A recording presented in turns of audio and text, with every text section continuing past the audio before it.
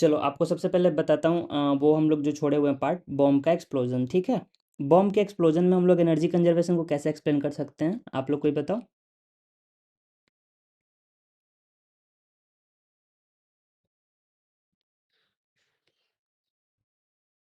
जब कोई बॉम्ब फटता है तो हम लोग को चोट क्यों लगती है?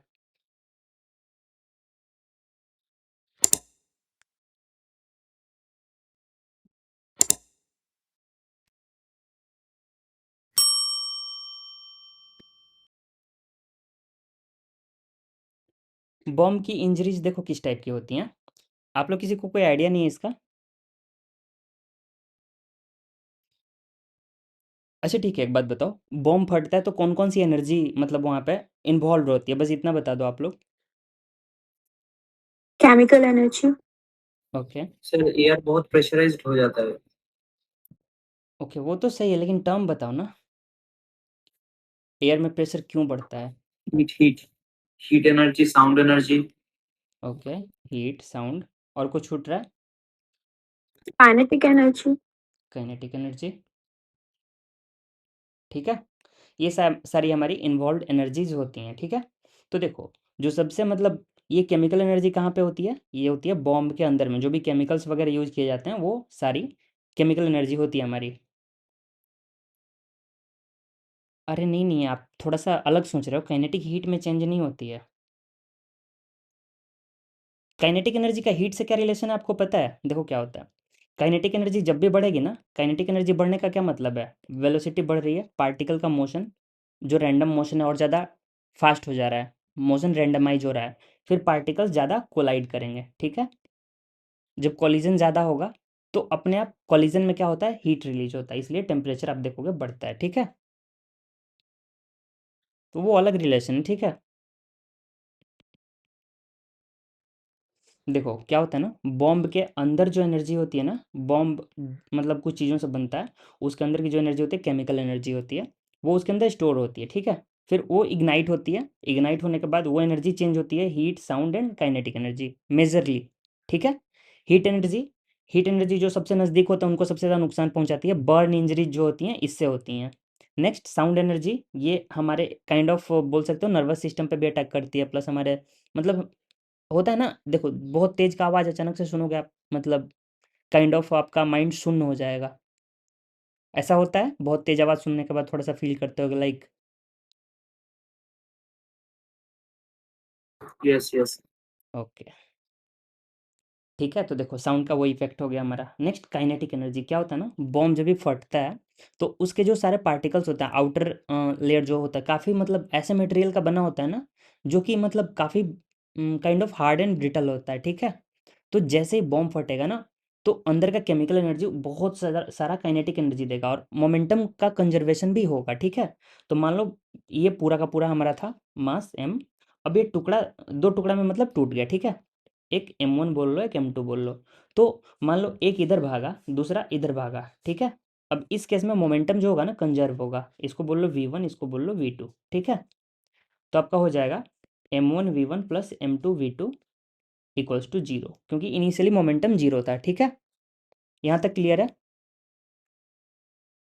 Yes sir. ठीक है, नेक्स्ट देखो क्या होगा, इनिशियली इसका काइनेटिक एनर्जी जीरो है, ठीक है। बाद में कुछ काइनेटिक एनर्जी आएगा, तो बस इसमें हम लोग के ही फाइनल कैलकुलेट करते हैं, ठीक है। जो फाइनल काइनेटिक एनर्जी आएगा वो हमें बताएगा इसका मतलब इसके अंदर कितना एनर्जी था, जो हम लोग केवल काइनेटिक एनर्जी के टर्म में लिख रहे हैं। बाकी सारी एनर्जी जो है उसको हम लोग इग्नोर कर देते हैं, बस काइनेटिक एनर्जी भी कैलकुलेट कर लेते हैं, इससे हमें पता चलता है कितना पावरफुल था, ठीक है। जितना ज़्यादा काइनेटिक एनर्जी होगा उतना ज़्यादा पावरफुल होगा, उतना इम्पैक्ट होगा। तो इसीलिए हम लोग जब आगे न्यूक्लियर फिजन वाला सब पढ़ेंगे पार्ट, वहाँ पे भी हम लोग ये सारा चीज़ डिस्कस करेंगे एक बार। अभी के लिए देखो, एक बस आप के ही फाइनल कैलकुलेट कर सकते हो कि फाइनली काइनेटिक एनर्जी कितनी होगी, ओके। नेक्स्ट आप मोमेंटम कंजर्व कर सकते हो, क्योंकि किसी भी केस में आप मोमेंटम कंजर्व कर सकते हो अगर नेट फोर्स जीरो है तो। यहाँ इस केस में देखो सिस्टम पे कोई बाहर से फोर्स लगा है, बताओ।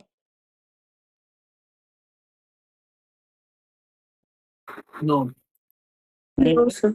ठीक है, अच्छा। ओके। देखो सिस्टम पे बाहर से कोई फोर्स नहीं लगा, जो भी था फोर्स अंदर ही अंदर इंटरनल फोर्स था, इंटरनल फोर्स ने जो भी काम किया, इस वजह से हम लोग यहाँ पे मोमेंटम कंजर्व कर पा रहे हैं। तो आपसे नॉर्मली मान लो बोल दे एक बॉम्ब है जिसका मास 10 kg है, ये हमारा एक्सप्लोड कर गया। अगर एक्सप्लोड किया, उसने दे दिया कि 2 टुकड़ों में बँट गया, एक हो गया अपना एक मान लो 1 kg, दूसरा 9 kg, ठीक है? अगर आपको ये दे दे एक की वेलोसिटी दे दे, इसकी वेलोसिटी इधर की तरफ 1 मीटर पर सेकंड, तो आप दूसरे की निकाल सकते हो? Yes sir. ओके, ठीक है? तो ऐसे क्वेश्चन इस टाइप के हो सकते हैं, ठीक है? ये वाला पार्ट भी आप सभी को क्लियर है? तो ये हो गया हमारा एक्सप्लोजन ऑफ बॉम्ब। अगला देखो, एक चीज़ ध्यान रखना, ये जैसे कोई कोलिजन होता है ना, ये हमारे पास 2 बॉडीज़ हैं, जब कोलाइड करेंगे ना, तो जो कोलिजन होता है ना, ये मान लो एक ऐसा लाइन होगा जो दोनों के सेंटर को जॉइन करेगा। तो जो हम लोग मोमेंटम कंजर्व करते हैं ना, इसी लाइन ऑफ इम्पैक्ट के अलोंग करते हैं। इस लाइन को बोलते हैं लाइन ऑफ इम्पैक्ट। तो बस लाइन ऑफ इम्पैक्ट का डेफिनेशन मतलब ऐसे समझ लो, लाइन ऑफ इम्पैक्ट होता क्या है? ये वो लाइन है जिसके अबाउट हम लोग मोमेंटम कंजर्व करते हैं नेट फोर्स 0 होने पे, ठीक है? ये जनरली ऑब्लिक कॉलिजन में काम आता है, लेकिन ऑब्लिक कॉलिजन क्योंकि हम लोग नहीं पढ़ रहे हैं, वो एडवांस का टॉपिक है, तो इसलिए यहाँ पे इसको स्किप कर रहे हैं, ठीक है? बस इतना ध्यान रखना, इसको हम लोग लाइन ऑफ इम्पैक्ट बोलते हैं, ठीक है? नेक्स्ट अब एक टॉपिक हमारा बचा है कोफिशिएंट ऑफ रेस्टिट्यूशन। मैंने समझाया था, आई थिंक सबको क्लियर है, उसमें कोई डाउट नहीं है, क्योंकि उस पर हम लोग काफ़ी ज़्यादा समझे थे और क्वेश्चन भी बहुत सारा किए। अब नेक्स्ट एक अच्छा चीज़ है बाउंसिंग ऑफ बॉल, ठीक है?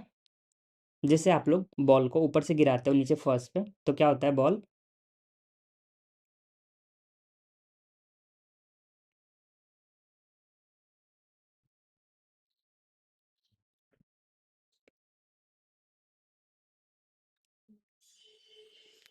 मान लो cricket ball, basketball, volleyball, whatever ball you have seen, आप उसको ज़मीन पे फेंकते हो, फिर क्या होता है? बाउंस करती है। ओके, तो ये रिबाउंड क्यों होता है?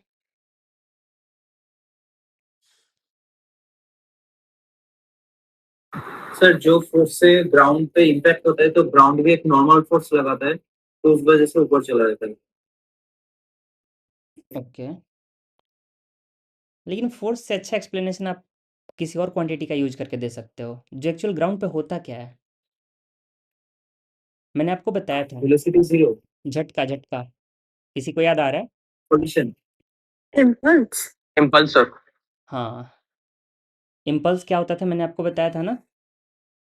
Force into time. पीटी। अरे भाई, आप तो फॉर्मूला पे आ जाते हो, ठीक है? देखो, इम्पल्स एक बहुत शॉर्ट टाइम में बहुत ज़्यादा फोर्स लग जाए, ठीक है? तो आप लोग देखे होंगे, जैसे ही बॉल को आप यहाँ से गिराते हो, बॉल बहुत ही छोटे टाइम में तुरंत ऐसे अचानक से वेलोसिटी नीचे होती है, एकदम सेम मोमेंट पे वेलोसिटी ऊपर हो जाती है। आप लोग एग्री कर रहे हो कि ये जो टाइम होता है डेल्टा टी, ये बहुत ही छोटा होता है,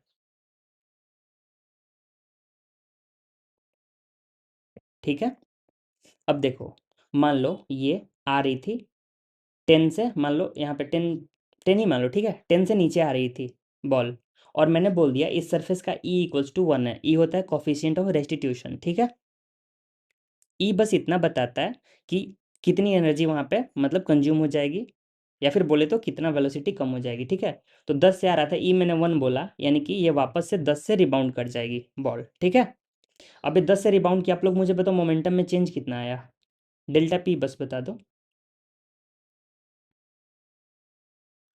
जीरो।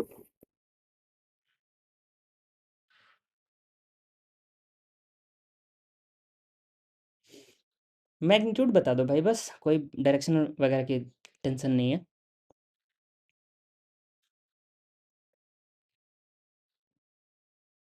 सर जीरो हो।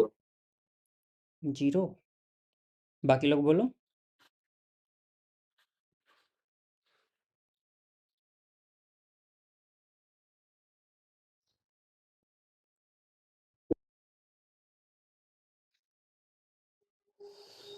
मैं तो यहाँ पे वैल्यू दे दी ना आपको, मास बस एम मान लो। नेगेटिव होगा।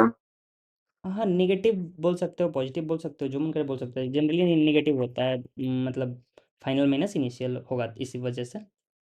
Sir I think I was wrong, 20 M होगा। ठीक है, -20 डायरेक्शन चेंज हो रहा है ना, माइनस ऑफ -10 होगा तो +20 होगा। चलो आपका माइनस प्लस वाला कन्फ्यूजन दूर करते हैं। डेल्टा पी 20, ये सबको क्लियर है? ये हो जाएगा हमारा इम्पल्स। ओके, ठीक है, यहाँ तक सबको क्लियर है। अब देखो, इम्पल्स ये हमारा आ गया। इम्पल्स को अगर हम टाइम से डिवाइड करते हैं डेल्टा टी से, अब ये जो कॉलिजन होता है ना, एक्चुअल में बहुत छोटे टाइम में होता है, काइंड ऑफ 0.01 सेकेंड। तो देखो, मान लो 20, इसका मास मैंने बोल दिया आपको 1 kg अभी के लिए, ठीक है। तो मान लो ये 20 आया, ये हो जाएगा हमारा 20 डिवाइड बाई 0.01। ये फोर्स हमारा कितना हो गया, देख रहे हो? ये फोर्स छोटा या बड़ा है?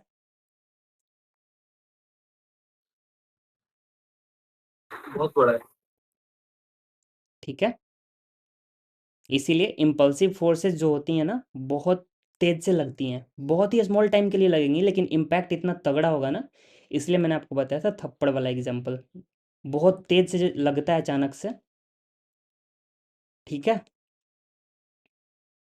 आप लोग बहुत जल्दी जल्दी भूल रहे हो, ठीक है, थोड़ा सा मतलब रिवाइज करो थोड़ा सा। कोई बात नहीं, वैसे जो लोग भी साथ रहोगे नेक्स्ट मंथ में रिवाइज तो मैं थोड़ा सा करा दूंगा, लेकिन थोड़ा सा आप अपने तरफ से कॉन्सेप्ट्स को क्लियर रखो, ठीक है। चलो नेक्स्ट, ये फोर्स वाला पार्ट आपने समझ लिया। फोर्स जो लगेगा बहुत तेज का लगता है। अब फोर्स वाला पार्ट हम लोग थोड़ा देर के लिए हटाते हैं। देखो देखो, जब भी बहुत छोटे टाइम में बड़ा फोर्स लगता है ना, समझ जाओ force impulsive kind of force है, ठीक है। यहाँ पे इस पे इम्पल्स लगा। अब देखो नेक्स्ट चीज़, यहाँ पे क्या होता है ना, यहाँ पे E = 1 है, इस केस में मैंने लिया है। तो E बेसिकली क्या होता था हमारा, velocity of separation upon velocity of approach. लेकिन देखो क्या होगा ना, यहाँ पे ग्राउंड जो है वो तो रेस्ट में है ना, ग्राउंड तो कहीं जा नहीं रही है। तो इस वजह से वेलोसिटी ऑफ अप्रोच इस केस में 10 हो गई, वेलोसिटी ऑफ सेपरेशन भी 10 हो गई। आई थिंक आप लोग समझ पा रहे हो। देखो ई का डेफिनेशन हमने क्या लिखा था, E = देखो होता तो एक्चुअल में रिलेटिव वेलोसिटी ऑफ सेपरेशन है, लेकिन रिलेटिव बोल के मैं आप लोगों को कंफ्यूज नहीं करना चाहता, इसलिए normally we separation upon we approach, बस इतना आप लोग समझो। और रिलेटिव को मैंने आपको सेंस से समझा दिया था। जैसे देखो, अगर मैं बोलूँ इस बॉल के लिए, तो इसके लिए वेलोसिटी ऑफ सेपरेशन क्या होगी, ये बॉल यहाँ पे टकराई मान लो ग्राउंड पे, इसके लिए वेलोसिटी ऑफ सेपरेशन क्या होगी, किस रेट से सेपरेट हो रही है अर्थ से? 10 राइट। और अप्रोच क्या होगी?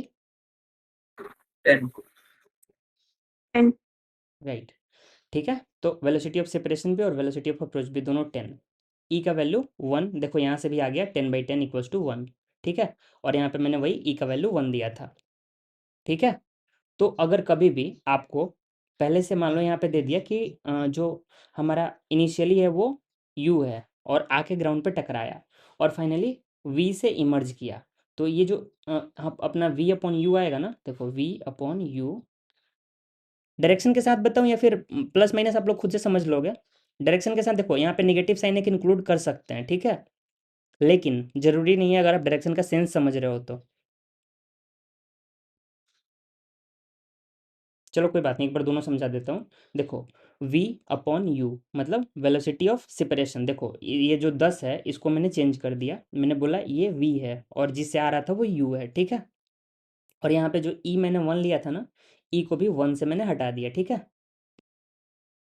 तो देखो क्या होगा अब, ई जैसे ही मैंने कुछ भी ई रैंडम बोल दिया, तो अब होगा ये ना कि v upon u equals to E, तो ये जो v आएगा ना, ई टाइम्स यू हो जाएगा, ठीक है। और यहाँ पे एक माइनस साइन लेते हैं, क्यों लेते हैं, क्योंकि देखो u और v की डायरेक्शन अपोजिट हैं, u नीचे की तरफ है, v ऊपर की तरफ है, ठीक है। इस वजह से दोनों अपोजिट डायरेक्शन में है ना, इसलिए इसको जस्टिफाई करने के लिए हम लोग यहाँ पे एक निगेटिव साइन लगा देते हैं। क्लियर है ये वाला पार्ट? Yes sir.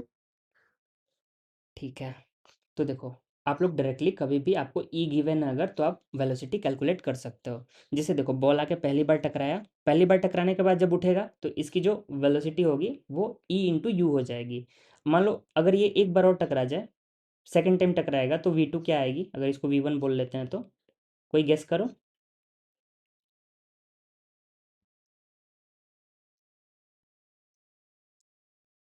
मान लो जैसे देखो, अब ये टकरा गई, ठीक है, अब इधर वापस से इसका मोशन होगा, मैंने बोला कि ये ई टाइम्स यू से ऊपर गई, ठीक है। तो ऐसे ऊपर जाएगी, आके वापस फिर यहाँ कितने से टकराएगी, बस इतना आप लोग बताओ। प्रोजेक्टाइल मोशन वाला थोड़ा सा लगाओ यहाँ पे।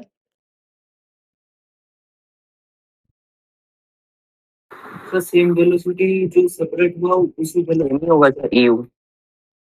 सबको क्लियर है या फिर कोई डाउट है इसमें?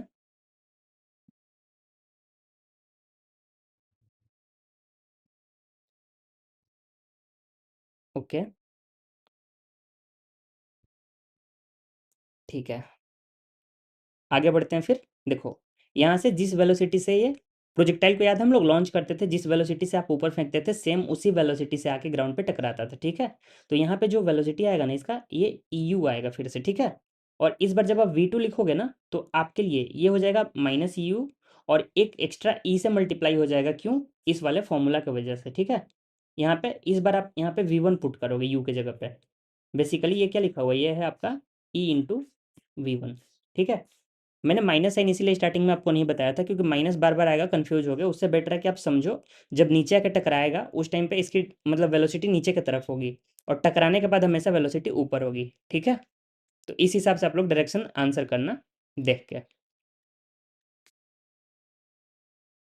अब देखो यहाँ पे हमारा E² V1 आ गया अपना। अगर दूसरी बार टकराया तो E² टाइम्स हो गया इसका, जो भी वेलोसिटी हमारा आ रहा था। E² V1 नहीं होगा, यू होगा। ये वाला क्लियर है पार्ट यहाँ तक?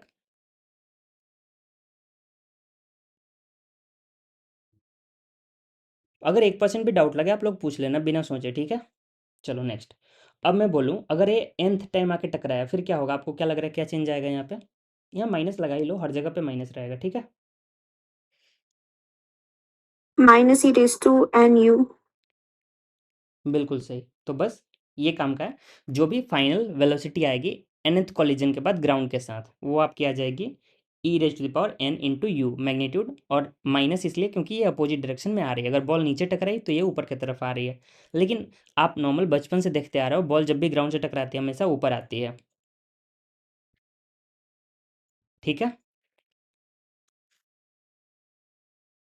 अब ये कोई नहीं बोलना कि लोहे की बॉल थी मेरे पास, मैंने मारा ग्राउंड में धंस गई जाके, ठीक है। वो थोड़ा अलग केस हो गया, वहाँ पे ई चेंज हो जाएगा, क्योंकि ई दोनों सरफेस पे डिपेंड करता है, ठीक है। चलो, तो ये वाला पार्ट भी अपना हो गया। अब देखो, इसका यूज प्रोजेक्टाइल में करता है, लेकिन हमारे वो काम का नहीं है, क्योंकि देखो अब इसको प्रोजेक्टाइल में लगाएंगे। अब किसी एक टाइम में देखो, आपसे कभी अगर गलती से ऐसा पूछ लिया, मैं आपको कॉन्सेप्ट बता दे रहा हूँ। देखो क्या हो रहा है, हर बार आपका इनिशियल वेलोसिटी चेंज हो जा रहा है एक प्रोजेक्टाइल मोशन में, ठीक है। इनिशियल वेलोसिटी चेंज होने का मतलब ये है ना, कि इस बार इनिशियल वेलोसिटी जो मान लो आया वो E⁻n×u आया। अब क्या करोगे ना, इसको आप u मान लेना प्रोजेक्टाइल का इनिशियल वेलोसिटी, और मैक्सिमम हाइट का फॉर्मूला क्या होता है बताना।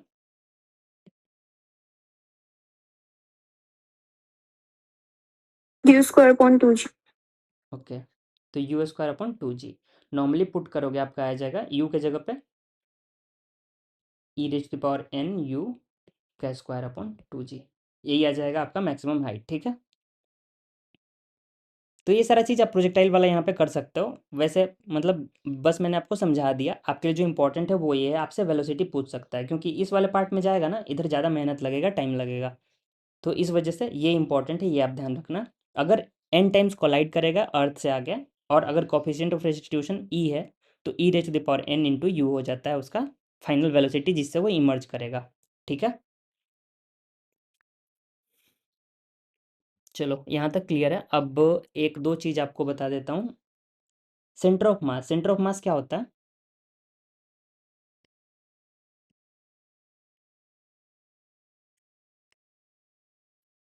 इसका डेफिनेशन अगर किसी को याद हो तो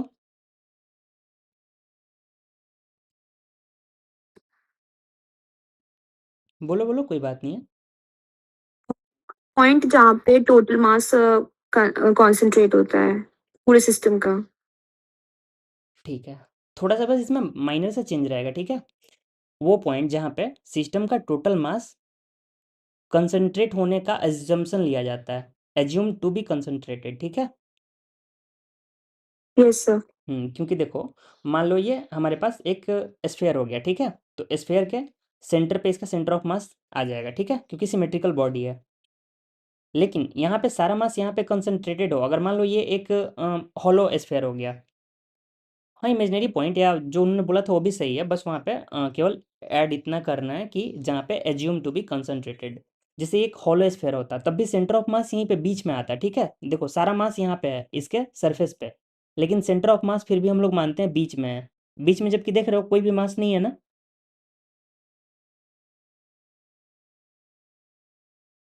समझ पा रहे हो इस चीज़ को आप सब? ठीक है, तो इसी रीज़न से ये वो पॉइंट है जहाँ पे पूरे सिस्टम का मास हम लोग मान के चलते हैं कि कंसंट्रेटेड है।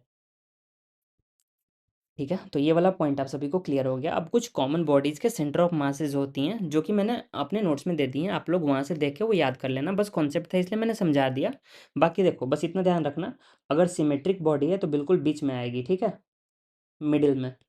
और अगर बॉडी नॉन सिमेट्रिक है, नॉन सिमेट्रिक बॉडी के केस में ये मिड पॉइंट पे नहीं आएगी, ये कहीं भी आ सकती है। और वो कुछ कॉमन बॉडीज़ के जो होते हैं, रुको एक बार बता ही देता हूँ आपको। देखो सेंटर ऑफ मास का यूज कहाँ होता है, वो बड़े बड़े क्वेश्चंस में होता है जहाँ एक साथ ढेर सारी बॉडीज चलती हैं वहाँ पे, लेकिन हमें बस इतना जानना है कि ये होता क्या है। तो सेंटर ऑफ मास बेसिकली देखो एक तो हमारा इसमें होता है, जैसे रिंग के लिए आप लोग बताओ, रिंग का सेंटर ऑफ मास कहाँ आएगा, अगर एक रिंग ले लिया तो? सेंटर ओके, बीच में। ठीक है, सबका करेक्ट है। चलो नेक्स्ट, ये होलो स्फेयर का केस मैंने बता दिया, होलो स्फेयर या फिर स्फेयर दोनों के केस में सेम आएगा, ये रिंग के केस में आएगा। एक और हम लोग कर सकते हैं, ये तो थोड़ा ज़्यादा हो जाएगा सब, सेमी सर्कुलर वगैरह वो आई थिंक पूछना नहीं चाहिए, लेकिन अगर फिर भी आपको मन करे तो ध्यान रखना, जो हमारा सेमी सर्कुलर रिंग होता है ना, जैसे हाफ रिंग जो होता है, सेमी रिंग लिख दे रहा हूँ, ठीक है। सेमी रिंग के केस में हमारा आ जाता है 2r/पाई, ठीक है। अगर पूछना होगा डायरेक्टली पूछेगा, इसका यूज कहीं नहीं पढ़ना है। अगर आपके पास सेमी सर्कुलर डिस्क आ जाए, सेमी सर्कुलर डिस्क अगर आपके पास आ जाए, तो उस केस में आपका हो जाता है 4r/3 पाई। इसको मैं ऐसे याद करता था, यहाँ पे जो एस आर है ना, इसको 1 2 3 4 ऐसे मतलब काइंड ऑफ याद हो जाता था, 1 2 3 4 बोल के। अब फिर मतलब टाइम के साथ धीरे धीरे भूल भी जाता है आदमी, लेकिन ये एग्जाम से पहले आप लोग देखना, अगर मतलब आना होगा तो काम आ जाएगा। हैवियर मास के नज़दीक रहेगा, ठीक है। अगर सिस्टम में एक से ज़्यादा मासेज हैं तो जिधर ज़्यादा मास कंसंट्रेटेड होगा ना, सेंटर ऑफ मास उधर की तरफ थोड़ा शिफ्टेड रहेगा। लेकिन यही तो मैंने बोला ना आपसे, हमेशा बीच में, हमेशा सेंटर पे नहीं रहेगा, ठीक है। मैंने कभी ऐसा बोला थोड़ी ना कि सेंटर पे रहेगा सेंटर ऑफ मास, मैंने बोला सिमेट्रिकल बॉडीज में centre of mass geometrical centre पे होता है, ठीक है। और किसी को डाउट तो नहीं है इसमें ना? देखो सेंटर ऑफ मास आप लोग समझ लियो, तो एक चीज़ और आप लोग इस साथ साथ समझ लो, सेंटर ऑफ ग्रेविटी किसी ने सुना है? Yes sir. क्या होता है?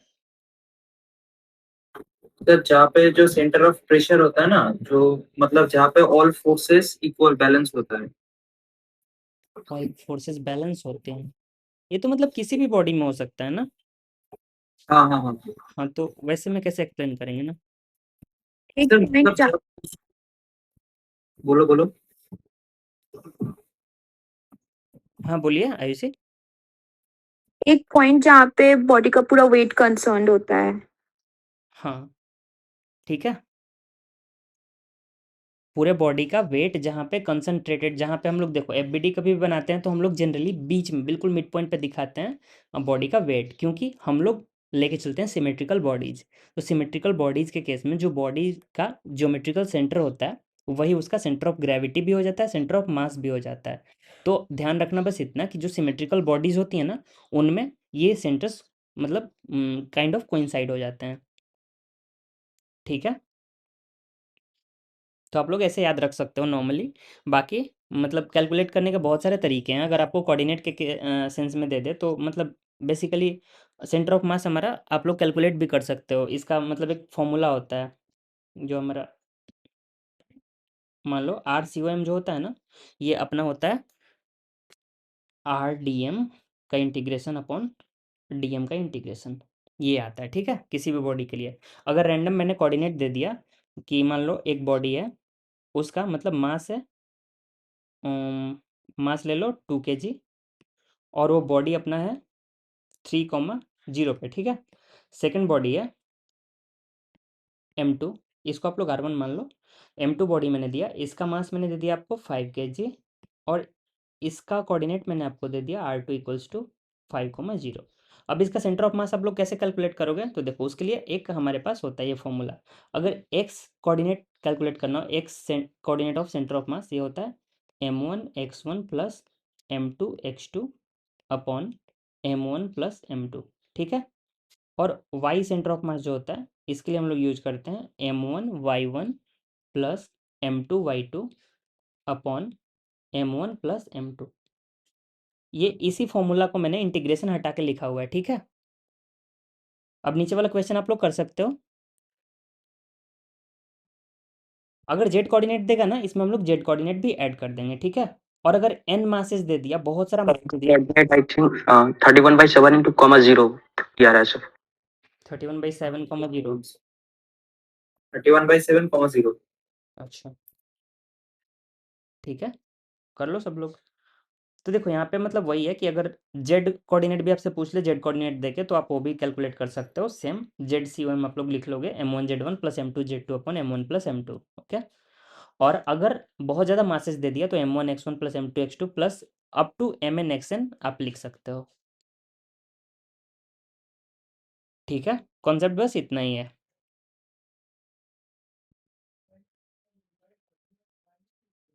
सबका आंसर आ गया, आगे बढ़ें।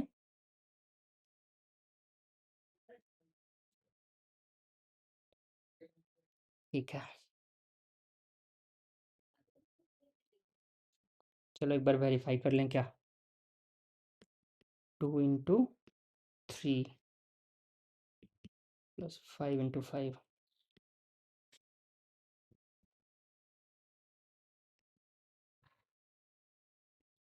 दूसरा वाला तो जीरो ही आएगा, क्योंकि दोनों ही जीरो है, ठीक है। आप सभी का तो ये आंसर है। चलो ठीक है, ये वाला पार्ट भी अपना ख़त्म हो गया, ठीक है। इसके अलावा आई थिंक कुछ छूटा नहीं है, बाकी मतलब थोड़े से और फॉर्म्स होते हैं, जैसे कि अगर एरिया के टर्म में देता है तो फिर वो सब लेकिन छोड़ दो, वो आप लोग जिसको इंटरेस्ट होगा नोट से देख लेना, और जो डाउट हो मेरे से पूछ लेना, ठीक है। सेंटर ऑफ मास का देखो पोर्शन इतना ही आना चाहिए, लेकिन नेक्स्ट वो क्या कर सकता है, इसमें क्या चेंज कर सकता है, मैं आपको बता दे रहा हूँ। ये x1 की जगह पे वो एरिया दे सकता है, कोऑर्डिनेट की जगह पे एरिया दे सकता है, कोऑर्डिनेट की जगह पे वॉल्यूम दे सकता है। तो उस केस में कैसे करना है, मैंने नोट्स में अपने मेंशन किया हुआ है, अगर आप लोग देख लेना, अगर डाउट है तो मेरे से अलग से पूछ लेना, ठीक है। यहाँ पे हम लोग जल्दी जल्दी थोड़ा ख़त्म करते हैं, जिससे अपना सिलेबस भी जल्दी जल्दी थोड़ा चले।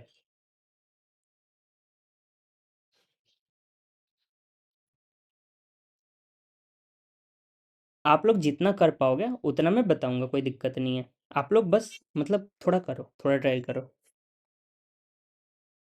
चलो अब अगला पार्ट अपना शुरू करते हैं, ठीक है। अभी तक का एनएलएम सबको अच्छे से क्लियर है ना, आपने एनएलएम आई थिंक जो भी फॉर्मूलाज एंड इक्वेशंस है वो सब आपको याद हैं, ठीक है। तो चलिए अब वो सारे यहाँ पे काम आएंगे, क्योंकि मैं आपका काम आसान करने वाला हूँ, यहाँ पे एनालॉजी से आपको पढ़ाने वाला हूँ, रोटेशन वाला पार्ट, ठीक है। आपको मैं नया कॉन्सेप्ट यहाँ पे ज़्यादा नहीं बताने जा रहा। हाँ बोलो, कुछ बोल रहे हो आप। सर मेरे को ना जो वेक्टर के जो अम्ब्रेला वाले प्रॉब्लम्स है ना, हाँ 1D के, उसमें प्रॉब्लम आ रहा है। वो कॉन्सेप्ट अगर आपके टाइम के अनुसार कोई एक टाइम पे अगर आप मेरे को रिवाइज करवा देते तो अच्छा होता। आप एक बार यूट्यूब से देख लो, वहाँ पे वेक्टर वाला क्लास पड़ा हुआ है। और सेकंड चीज़, आप एक काम करो ना, जाके मैथ्स का वेक्टर पहले कंप्लीट कर लो, फिर फिजिक्स के वेक्टर में डाउट आएगा ही नहीं, ठीक है। हम्म फिजिक्स का वेक्टर मतलब मैथ्स का 10% है, ठीक है। आप लोगों ने कोई वेक्टर बनाया मैथ्स का अभी तक? अच्छा, बना लिया है।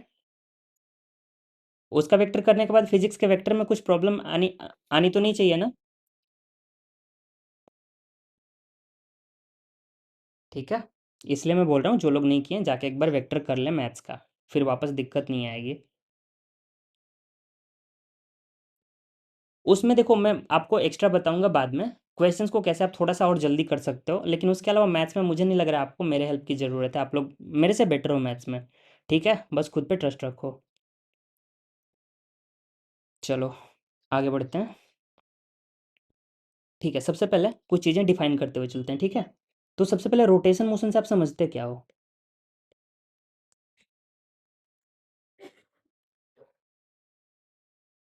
कोई भी बॉडी अपने एक्सिस पे जब रोटेट करता है, ओके, ठीक है, कोई बात नहीं। अभी तक ट्रांसलेशन मोशन में क्या होता था? मान लो मेरे पास एक बॉडी है, तो ट्रांसलेशन मोशन में हम लोग क्या बोलते थे, क्या होता था?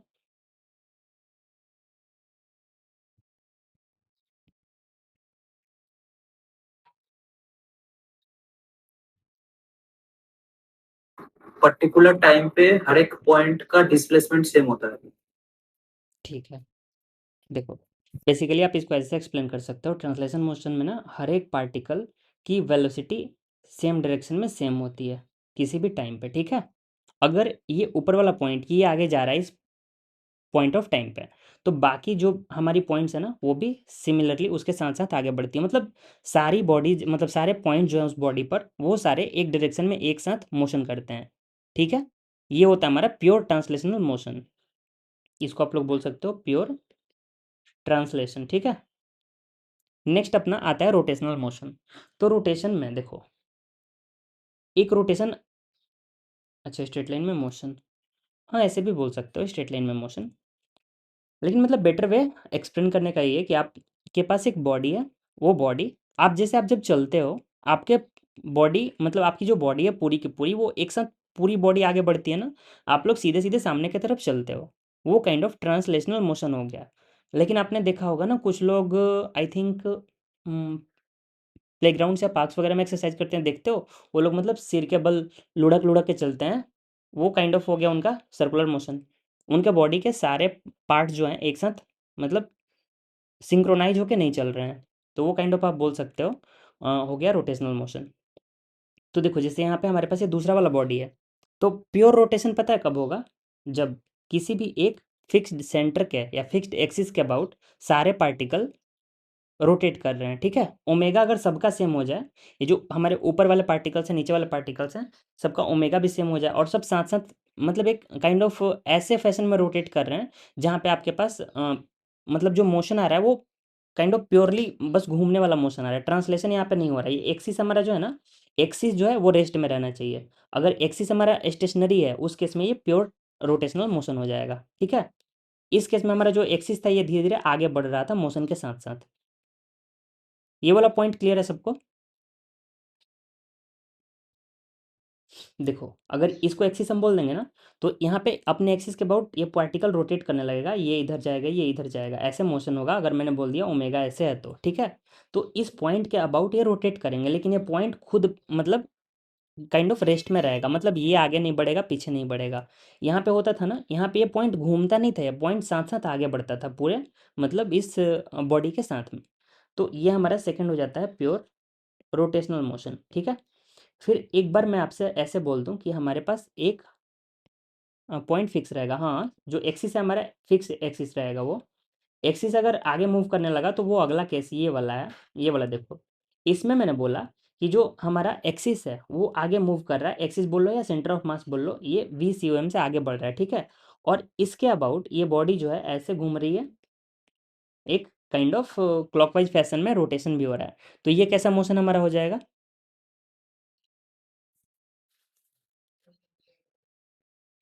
रोटेशन। रोटेशन। सर ये एकदम राइट वाला हुँ। Circular motion. रोटेशनल भी होगा, ट्रांसलेशनल भी होगा। अरे रे! आप लोग सर्कुलर मोशन कैसे बोल रहे हो? देखो, बॉडी जो है ना, थोड़ा देर बाद यहाँ पे आपको दिख रही है ना, थोड़ा देर बाद कुछ ऐसे कंडीशन में यहाँ पे दिखेगी, ठीक है? इसका वक़्त जज़्बात सब बदल जाएगा थोड़ा देर आगे जाके।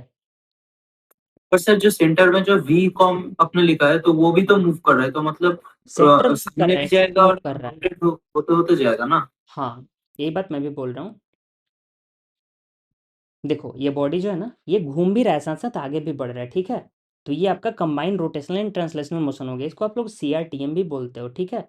ये एक टाइप ऑफ मोशन है, रोटेशनल मोशन में एक टाइप है। ऐसा मोशन जिसमें रोटेशन और ट्रांसलेशन दोनों कंबाइंड हो। अभी तक तीनों पार्ट जो मैंने बताए, इसमें कोई भी डाउट है तो एक बार आप लोग पूछो, एक बार फिर से आपको बता देता हूँ।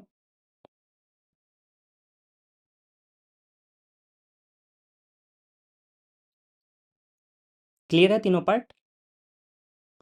लास्ट वाला ओके ठीक है। देखो लास्ट वाला जो हमारा पार्ट है ना, इसमें इस बॉडी का जो सेंटर ऑफ रोटेशन है या फिर एक्सिस ऑफ रोटेशन है, वो एक्सिस भी आगे की तरफ मान लो घूमने लगा, आगे की तरफ मतलब जाने लगा। तो क्या होगा ना, ये बॉडी, ये आप मतलब जैसे आपके पास पेन है ना, पेन को आप मतलब थोड़ा सा घुमा के थोड़ा सा ऐसे मतलब काइंड ऑफ रोटेशन मोशन दे के फेंको, आपका पेन आगे भी जाएगा और हवा में घूमता हुआ जाएगा।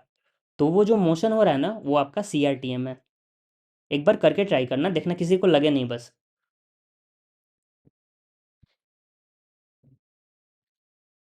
ठीक है, वो ऐसा मोशन होता है आपके पास जो भी बॉडी है मतलब उसमें।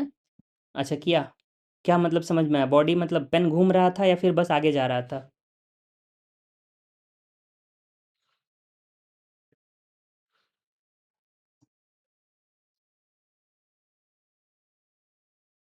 मूव करते हुए आगे जा रहा था, तो बोलो रोटेट करते हुए आगे जा रहा था। ठीक है, दोनों हो रहा है।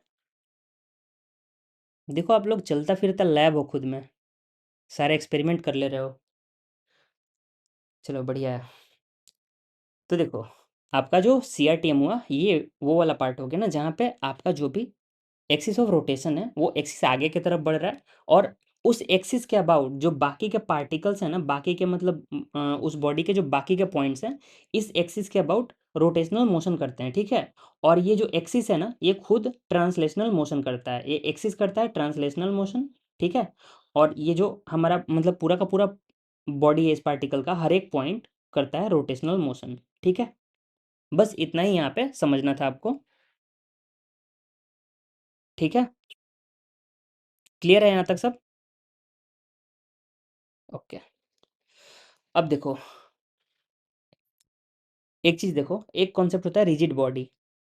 तो देखो रिजिड बॉडी का मीनिंग इतना होता है ना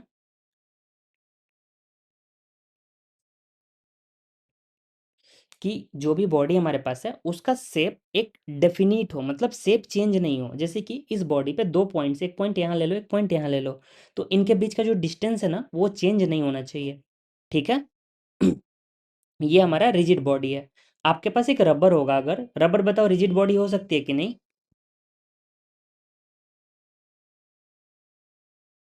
नो। ओके ठीक है, ठीक है, रबर रिजिड बॉडी क्यों नहीं बोलोगे आप? फॉर्म चेंज कर लेती है, वो यूज करते रहते हैं तो। जैसे रबर को जब स्ट्रेच करोगे उस पे कोई भी दो पॉइंट्स आप पेन से निशान लगा दो, देखना दोनों के बीच का डिस्टेंस बढ़ जाएगा। दो मतलब रबर पे पेन से मार्क करना, दो डॉट लगा देना, उसके बाद जब रबर को स्ट्रेच करोगे ना, देखना दोनों पॉइंट के बीच का डिस्टेंस चेंज हो जाएगा। ठीक है, लेकिन सेम चीज़ आप करोगे, मान लो आपके पास एक आयरन का कोई हो, मान लो जैसे कि कोई रॉड वगैरह हो, उसके साथ ट्राई करना। वो आप दो पॉइंट मार्क कर देना, उसके बाद रॉड को तेज से खींचना और देखना क्या वो चेंज कर रहा है, मतलब उसके बीच का डिस्टेंस चेंज हो रहा है? आई थिंक नहीं होगा किसी से भी। तो ऐसी बॉडीज़ को हम लोग कंसीडर करते हैं रिजिड बॉडी, जिनके मतलब जिनके ऊपर किसी भी दो पॉइंट के बीच का जो डिस्टेंस है हमेशा कांस्टेंट रहे, वो हम लोग रिजिड बॉडी बोलते हैं। ठीक है, तो ये आपका क्लियर है। अब नेक्स्ट देखो, जो चीज़ें हमें समझनी है, रिजिड बॉडी का मैंने यहाँ पे डेफिनेशन नहीं लिखा है, आपके दिमाग में अच्छे से समझ में आ गया तो ओके। ठीक है, ठीक है, आप लोग समझते चलो, और एक बार मतलब ना जब रिवाइज करना वहाँ पे थोड़ा सा काइंड ऑफ वो भी मन करे तो दिमाग में याद कर लेना खुद से, एक रफ में ऐसे लिख के एक बार बस एक लाइन लिख लेना ऐसा कि रिजिड बॉडी मतलब दो पॉइंट्स के बीच का डिस्टेंस कांस्टेंट। ठीक है, क्योंकि डायरेक्टली ये तो दे सकता है ना स्टेटमेंट में, रिजिड बॉडी का which of the following defines rigid body. नीचे ऑप्शन में भी आपको दे सकता है कि the distance between any two points on the body will remain constant, ऐसा करके ऑप्शन दे सकता है डायरेक्टली। ठीक है, चलो अब नेक्स्ट कॉन्सेप्ट की तरफ बढ़ते हैं। देखो आप लोग पढ़ते थे पहला पोजीशन, किसी पार्टिकल का पोजीशन। पोजीशन क्या होता था?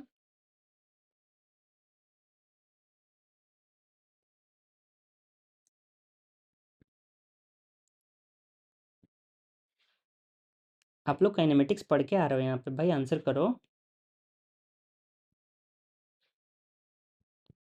अगर आप काइनेमेटिक्स और एनएलएम भूल जाओगे ना, फिर यहाँ पे दिक्कत आएगी।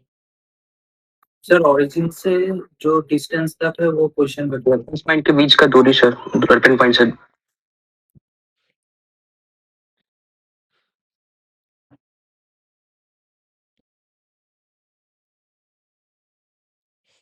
ये हमारा पोजीशन वेक्टर होता था ना, जो हम लोग ऑरिजिन से कंसीडर करते थे,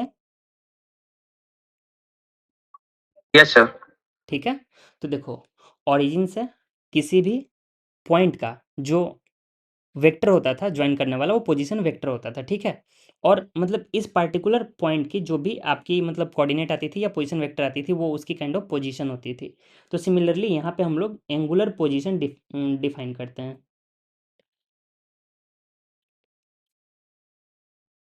ठीक है। एंगुलर पोजीशन एनी गेस कैसे डिफाइन कर सकते हैं? पैरामीट्रिक फॉर्म से। एंगुलर पोजीशन नाम से मतलब पैरामीट्रिक फॉर्म में जाना ही नहीं है, नॉर्मल अपना बस इसको थीटा बोल लो ना, हो जाएगा डायरेक्टली। ये मान लो, ये जो वेक्टर हम लोग पोजीशन वेक्टर डिफाइन करते थे ना, एंगुलर पोजीशन, ये हमारा जो थीटा आएगा ना, यही इसका हो जाएगा एंगुलर पोजीशन, ठीक है। जो पॉजिटिव एक्स एक्सिस को हम लोग मानते हैं अपना रेफरेंस पॉइंट। जैसे यहाँ पे रेफरेंस पॉइंट हम लोग ऑरिजिन को हमेशा मानते थे, याद है? ठीक है। वैसे सिमिलरली हम लोग इस केस में जब एंगुलर पोजीशन देखते हैं, तो हम लोग पॉजिटिव एक्स एक्सिस को अपना रेफरेंस पॉइंट मान के चलते हैं, ठीक है। वहीं से हम लोग सारा और एंटी क्लॉकवाइज सारा हम लोग मेजर करते हैं एंगल कभी भी, ठीक है। ये जनरल कन्वेंशन है। तो ये हमारा हो गया एंगुलर पोजीशन, ठीक है। अब नेक्स्ट कॉन्सेप्ट अपना आता था एंगुलर। देखो कुछ भी नया नहीं बताने वाला हूँ, ठीक है। जितना हम लोग पढ़े हैं बस उतना ही सारा आपका काइंड ऑफ रिवीजन हो रहा है, ठीक है। तो आप लोग बताना साथ साथ, ठीक है। एंगुलर डिस्प्लेसमेंट, अरे नहीं, एंगुलर इधर लिख दिया ना। डिस्प्लेसमेंट बताओ, डिस्प्लेसमेंट क्या होती थी? Shortcut distance between and final position. समझ में नहीं आया।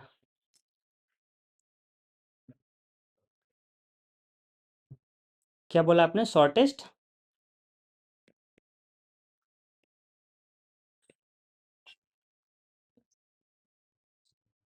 शॉर्टेस्ट डिस्टेंस, ओके,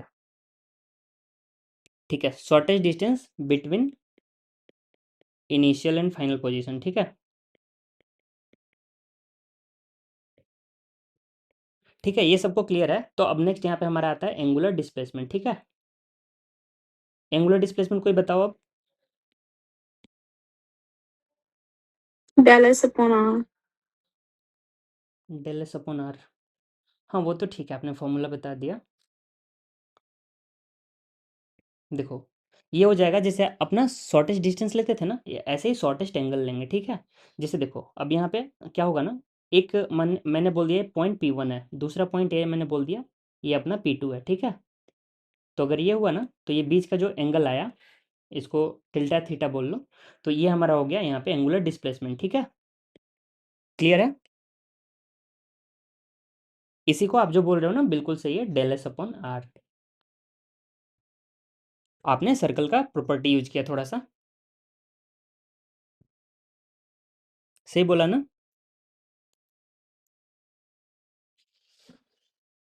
चलो, तो ठीक है। ठीक है, यहाँ तक क्लियर है डिस्प्लेसमेंट। अब अपना आगे बढ़ते हैं इससे। अब क्या क्या नेक्स्ट क्वांटिटी हम लोग जो डिफाइन करते थे। देखो मैं चाहूँ तो आपको सब कुछ नया से बता सकता हूँ, लेकिन ऐसे आपको ठीक लग रहा है या बोलो तो मतलब फ्रेश से बताऊँ या सारा चीज़ उससे रिलेट करके बताऊँ?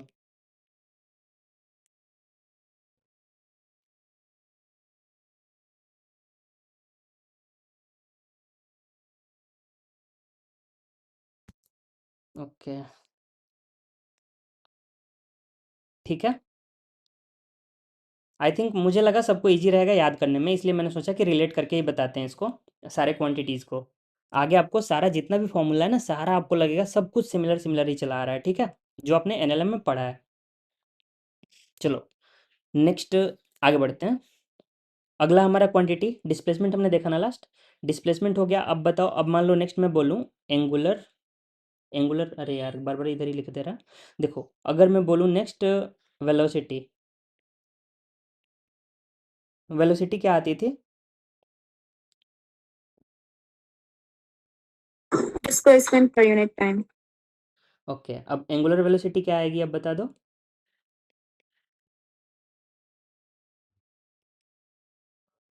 Theta per unit time. अरे नहीं, आपने जो डेफिनेशन बताया बिल्कुल सही है, बस उसके आगे डिस्प्लेसमेंट के आगे एंगुलर लगा दो, ठीक है, बस उतना ही चेंज करना होता है, ठीक है। Yes sir. यहाँ पे हमने लिया था डिस्प्लेसमेंट अपॉन टाइम, ये हमारा वेलोसिटी आता था, ठीक है। हाँ, total angle displaced upon total time, तो वही मैंने बोला, एंगुलर डिस्प्लेसमेंट अपॉन टाइम, ठीक है। ये वाला पार्ट भी क्लियर है। सेम जैसे वहाँ पे हम लोग स्पीड डिफाइन करते थे, यहाँ पे हम लोग एंगुलर स्पीड डिफाइन करते हैं, ठीक है। सब कुछ सेम है। वहाँ पे स्पीड हमारा हो जाता था ना एस अपॉन टी, यहाँ पे हो जाएगा थीटा अपॉन टी, ठीक है। यहाँ पे वी होता था, यहाँ पे ओमेगा बोल देते हैं।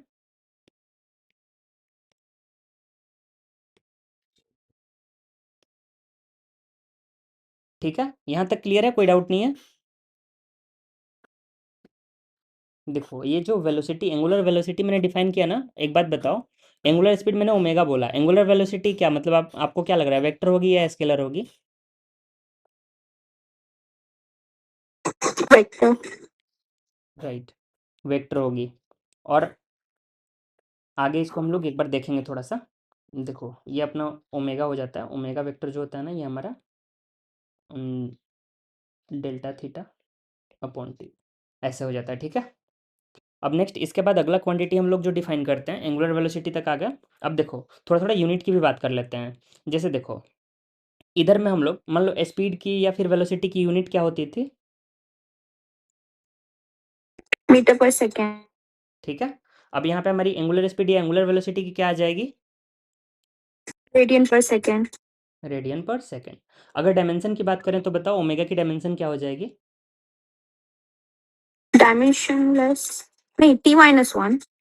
e⁻⁻1। राइट, रेडियन हमारा डायमेंशनलेस है, नीचे में टी रेज़ टू पावर 1 आएगा जो कि ऊपर जाएगा -1 हो जाएगा, ठीक है। और यहाँ पे हमारी आती थी वी की t-1। बिल्कुल सही, ठीक है। तो यहाँ तक क्लियर है सबको? देखो सब कुछ आप लोग पढ़े हुए हो, ठीक है, मैं बस आपको आगे बढ़ा रहा हूँ, आप लोग खुद सारा फॉर्मूला देखना, डेराइव करते हुए चलोगे। नेक्स्ट चलो, अब बात करते हैं, यहाँ पे आपके पास आता था एक्सेलरेशन, ठीक है। एक्सेलरेशन क्या होती थी? Change in velocity per unit time. ठीक है। अब यहाँ पे हमारा क्या आएगा उसके analogous? D omega by D T. Change in angular velocity per unit time. बिल्कुल, ये हो जाएगा हमारा, अल्फा से डिनोट करते हैं delta omega upon delta T, या फिर change in angular velocity per unit time, ठीक है। और यहाँ पे अगर डायमेंशन की बात करेंगे तो यहाँ पे डायमेंशन क्या हो जाएगी अल्फा की?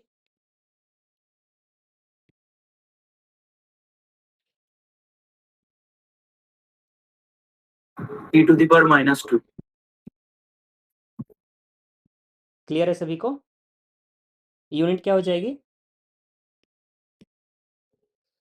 रेडियन पर सेकेंड स्क्वायर।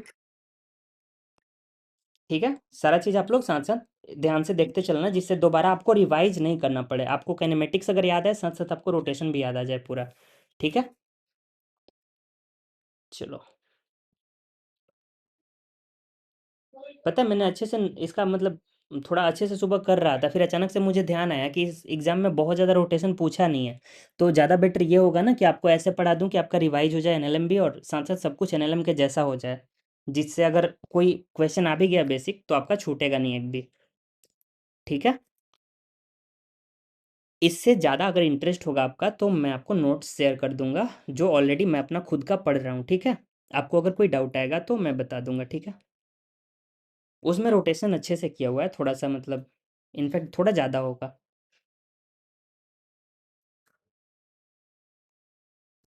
ठीक है, चलो अगला क्वांटिटी हम लोग देखते हैं अब अपना, देखो एंगुलर एक्सेलरेशन हमारा आ गया।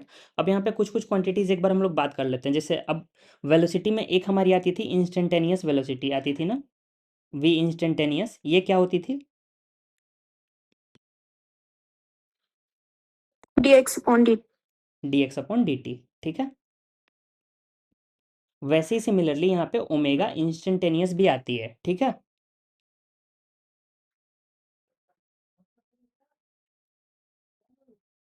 और ये हमारी आ जाती है d theta upon dt। Right, ठीक है। तो इंस्टेंटेनियस आएगा तो ऐसा आएगा, और अगर इंस्टेंटेनियस नहीं बोल के मैं एवरेज बोलूँ तो एवरेज के केस में क्या करेंगे फिर? डेल लगा दो, डेल x upon dt। ठीक है, सिमिलरली उधर भी हम लोग ऐसा ही करेंगे, ओमेगा एवरेज, ठीक है। तो आपसे जैसे बोलेगा जैसे पूछेगा वैसे करना है। और हाँ रविंदर, एक क्वेश्चन हमने किया था पिछले क्लास में, जहाँ पे याद है आपको, हमारा आ रहा था power equals to F dot v आ रहा था। उसमें हम एफ और वी को मल्टीप्लाई करके जब हम लोग इंटीग्रेट कर रहे थे तो हमारा आंसर मैच नहीं कर रहा था। याद है आप सभी को? Yes sir. ठीक है, तो सबको याद हो तो देखो उसको मैं वो आपको, 3 to 5 to the power 9 वाला। हाँ 5 raised to the power 9 वाला, देखो वहाँ पे क्या हो रहा था। वहाँ पे ना हम लोग 3 अलग अलग क्वांटिटीज़ कैलकुलेट कर दिए थे। आपको तीनों बता देता हूँ, ठीक है। आप लोग एक बार ध्यान से सुन लेना। वो आज बैठ के मैं कर रहा था, अचानक से तो ध्यान आया, मैंने सोचा था क्लास में बता दूंगा। देखो जो सबसे पहला इन्होंने किया, ये क्या किया, एफ पहले अलग से कैलकुलेट कर लिया। हाँ नहीं नहीं सही है, अरे मुझे भी खुद याद नहीं है वैल्यू, तो कोई बात नहीं उसकी। देखो पहले एफ अगर आपने कैलकुलेट कर लिया, वी अलग से कैलकुलेट कर लिया, फिर आपने मल्टीप्लाई किया, तो पता है वहाँ पे क्या हो रहा था? वहाँ पे इंस्टेंटेनियस पावर आ रहा था उस पार्टिकुलर मोमेंट पे। जैसे मैंने बोला अगर 7 सेकंड ना, बिल्कुल 7.0 सेकंड पे जो पावर आएगा ना, आपने वो निकाला, ठीक है। नेक्स्ट वाला देखो, जब मैंने P equals to F dot V पहले कर दिया और उसके बाद इंटीग्रेट किया, और इंटीग्रेट करके मैंने एक पार्टिकुलर मोमेंट डाला T, जैसे कि मैंने T यहाँ पे एफ डॉट वी को इंटीग्रेट करके मैंने T पुट कर दिया, T equals to 7 second put किया, तो वो पता है क्या आ रहा था? वो आ रहा था P average in 7th second, ठीक है। ये हमारा आ रहा था उस वाले केस में, जब मैंने एक साथ इंटीग्रेट करके तब ये वाला पुट किया T इक्वल्स टू 7, ठीक है। ये दूसरी क्वांटिटी हमारे पास आई। और एक थर्ड आंसर भी आ गया था, पता है वो क्यों आया था? क्योंकि हमने क्या किया था ना उस केस में, P equals to F dot V किया हमने, उसके बाद हमने यहाँ लिमिट डाल के इंटीग्रेट कर दिया था। उस केस में एक थर्ड आंसर आ जा रहा था, तो वो हमारा टोटल एवरेज आ गया था 0 to 7 सेकंड का, ठीक है। इसमें अगर कोई डाउट होगा तो एक बार आप फिर से मुझे मैसेज कर लेना, इसको फिर से देख लेंगे, ठीक है। लेकिन मैंने कैलकुलेट किया तो जो फाइनल आउटपुट आया ना वो यही आया। वैसे मतलब ये बहुत ज़्यादा रिलेवेंट नहीं है, लेकिन फिर भी मुझे लगा आपके दिमाग में डाउट नहीं रहना चाहिए, इसलिए मैंने इसको एक बार बता दिया। हाँ जी सर, यही था। एवरेज निकाला था आपने और मैंने सेकंड निकाला। हाँ मैं भी सोच रहा था कि 3 आंसर क्यों आ रहे हैं, फिर मैंने बाद में ट्राई किया ना, तो वही मुझे जो फाइनली समझ में यही आया कि ये हम लोग 3 अलग अलग आंसर कैलकुलेट कर रहे थे 3 अलग अलग सिचुएशन के लिए, ठीक है। एक बार आराम से इस पे फिर से सोच लेंगे, आप मैसेज कर लेना अगर इसमें ये हो तो।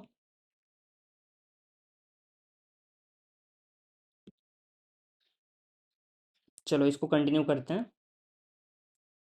अब हमारे पास कुछ कुछ रिलेशंस आती हैं, जैसे एक सर्कल है जो स्टार्टिंग में आपने बताया था, ये एक हमारे पास सर्कल है। इस सर्कल में आर्क लेंथ और रेडियस कैसे रिलेटेड होती थी?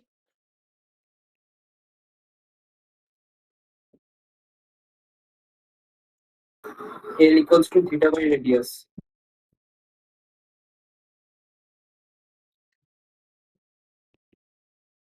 Theta equals to L by R। Sorry sorry, theta, हाँ थीटा इक्वल्स टू वही तो मैं बोल रहा हूँ, कुछ तो गलत हो रहा है। ओके, मुझे ऐसे याद रहता है theta equals to L upon R, I think सही है। Yes sir. ठीक है, तो देखो theta equals to L by R आता है, इसका भी हम लोग बहुत बार यूज करेंगे, ठीक है। जैसे कि हमारे पास बहुत सारे ऐसे क्वेश्चंस मिल सकते हैं जहाँ पे हमको इसका ज़रूरत पड़ सकता है, तो इसको भी आप लोग ध्यान रखना। ये बेसिकली हमारा सर्कल का प्रॉपर्टी है, जो कि आप लोग मैथ्स के ट्रिग्नोमेट्री चैप्टर में इसको पढ़ना है। ट्रिग्नोमेट्री के इंट्रोडक्शन वाले पार्ट में आई थिंक इस ये चीज़ दिया होगा, theta equals to L by R कहाँ से आता है। मुझे एग्जैक्टली ध्यान नहीं है, लेकिन शायद उसी में आएगा। अच्छा हाँ, आप लोग देखे हो ना? हाँ, तब ठीक है। थीटा इन रेडियंस, अच्छा हाँ, ठीक है ठीक है। देखो आप लोग के साथ होने का कितना फ़ायदा होता है ना। चलो नेक्स्ट पार्ट आगे बढ़ते हैं थोड़ा सा। अभी तक हमने कर लिया ना, एक्सेलरेशन तक कर लिया।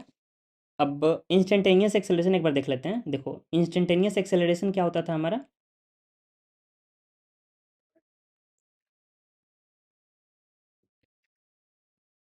DV upon dt। ठीक है, D V upon D T, और इधर D omega upon D T.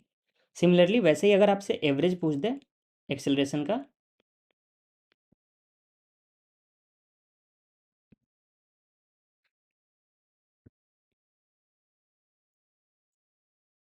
ठीक है, delta omega upon delta T, alpha average हो जाएगा, एवरेज एक्सेलरेशन।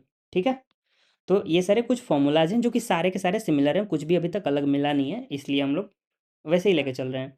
नेक्स्ट अब थोड़ा चीज़ें अलग होंगी, वो इसलिए क्योंकि v equals to R omega, ये बस हमारा इधर साइड ही काम आएगा, ये लीनियर मोशन में काम नहीं आता था। ठीक है, और v equals to R omega कोई बताएगा कहाँ से आता है, कहाँ से इसको प्रूफ कर सकते हो आप?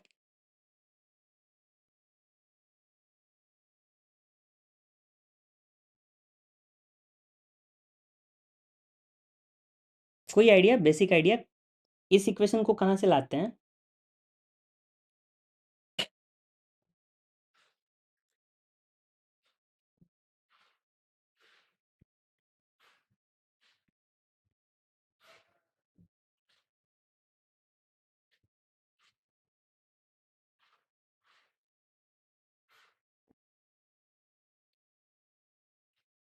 आपके सामने मैंने लिख दिया, आप तो बता दो।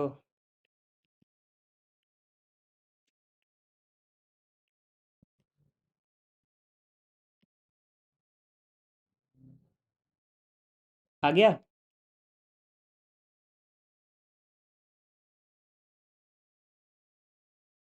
सही तो किया ना मैंने?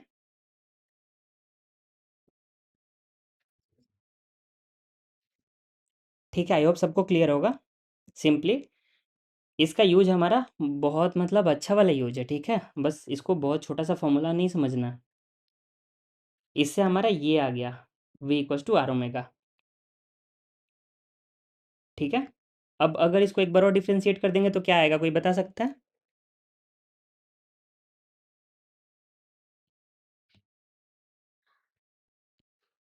acceleration a equals to r alpha.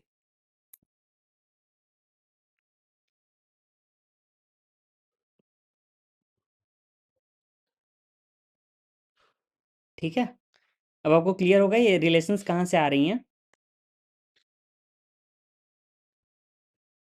Okay, ठीक है, तो यहाँ से एक और हम लोग लिख देते हैं, a equals to R alpha. अब इस पार्ट में यहाँ तक किसी को डाउट नहीं होना चाहिए। ठीक है, अभी तक सेंट्रीपिटल एक्सेलरेशन हम लोग बहुत बार देखते आ रहे हैं, तो उसको डायरेक्टली लिख लो वी स्क्वायर अपॉन आर, या फिर आर ओमेगा स्क्वायर। ठीक है, इतनी सारी हमारी वेरिएबल्स आती थी। अब आप लोग नेक्स्ट पार्ट में बढ़ो, अब आप लोग को बताना है। चलो इक्वेशंस ऑफ मोशन बताओ।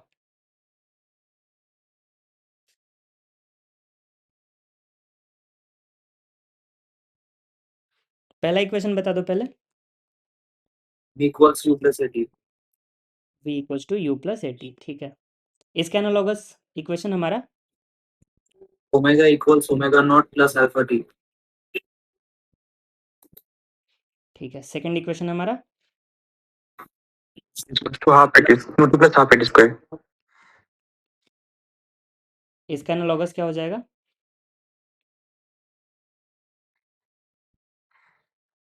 Theta equals omega naught t plus half alpha t square. And third equation d square minus u square equals to 2as। इसका एनालॉगस भी आप ही बता दो। Omega square minus omega naught square equals to 2 alpha theta। सही, ठीक है, alpha. ठीक है, अब नेक्स्ट एक चौथा इक्वेशन अपना होता था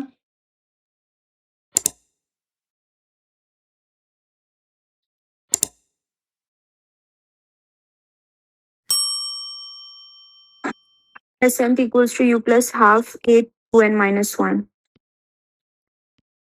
इसका एनालॉगस क्या लिख देंगे? Theta n equals to omega naught plus half alpha 2n minus 1. ठीक है, ये हमारी इक्वेशंस थी, जैसे वहाँ पे थी वैसे ही यहाँ पे हैं। जो वेरिएबल्स ऊपर में हमने चेंज किए हैं ना एनालॉगस वेरिएबल्स, बस उनका यूज हमने कर लिया है। ठीक है, तो इनको अलग से कुछ भी प्रूफ करने की ज़रूरत नहीं है किसी भी इक्वेशन को। ठीक है, आप लोग डायरेक्टली यूज कर सकते हो इन सबका, रोटेशनल मोशन और नॉन यूनिफॉर्म सर्कुलर मोशन हर एक केस में। ठीक है, यहाँ तक क्लियर है सबको? Yes sir. ठीक है, अब चलो, अब थोड़ा सा अच्छा वाला पार्ट आएगा। ठीक है, तो अब इसके बाद नेक्स्ट क्वांटिटी हम लोग क्या पढ़ते थे? हम लोग पढ़ते थे देखो, अब एक चीज़ और डिफाइन कर लेते हैं। उधर हमारी मास होती थी, मास के एनालॉगस इधर साइड में हमारा क्या होता है?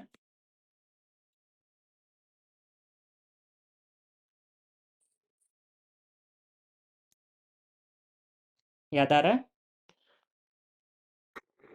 Moment of inertia. बिल्कुल सही, मोमेंट ऑफ इनर्शिया। ठीक है, चलो डिटेल में लिख देते हैं, मोमेंट ऑफ इनर्शिया। इसीलिए इसको हम लोग बोलते हैं रोटेशनल एनालॉगस ऑफ मास, क्योंकि एनालॉजी से आप लोग देखते हो रोटेशन में जो हमारा मतलब ट्रांसलेशनल मोशन में जो काम हमारा मास करता था ना, रोटेशनल मोशन में वो काम हमारा मोमेंट ऑफ इनर्शिया करता है। ठीक है, इसीलिए इसको हम लोग रोटेशनल एनालॉगस ऑफ मास भी बोलते हैं। ठीक है, आप लोग कोई बताओ मोमेंट ऑफ इनर्शिया की यूनिट क्या आती है? Kilogram per metre square. Kilogram per metre square. Sorry sir, metre, kilogram metre square, kilogram metre square. ठीक है, यहाँ पे केजी, उधर केजी मीटर स्क्वायर। ठीक है, अब डायमेंशन इसकी क्या हो जाएगी हमारी?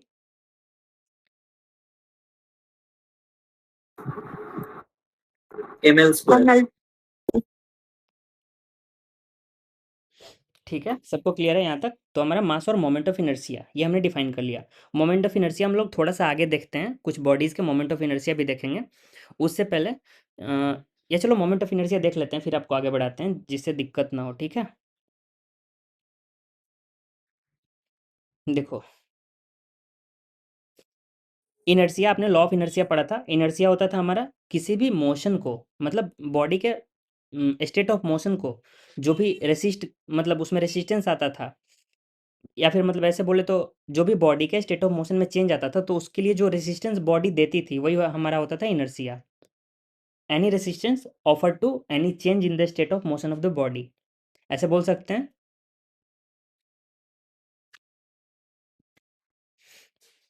ठीक है, तो देखो, अब वहाँ पे हमारा जो आता था वो हम लोग वहाँ पे एक्सप्लेन करते थे कि मतलब बॉडी का इनर्शिया है जो कि उसको काइंड ऑफ रेसिस्ट कर रहा है, लेकिन रोटेशनल मोशन में हम लोग इसीलिए प्रॉपर इनर्शिया डिफाइन करते हैं। अब इनर्शिया क्या है? इनर्शिया है मतलब एक काइंड ऑफ रोटेशनल मास या रोटेशनल एनालॉगस ऑफ मास।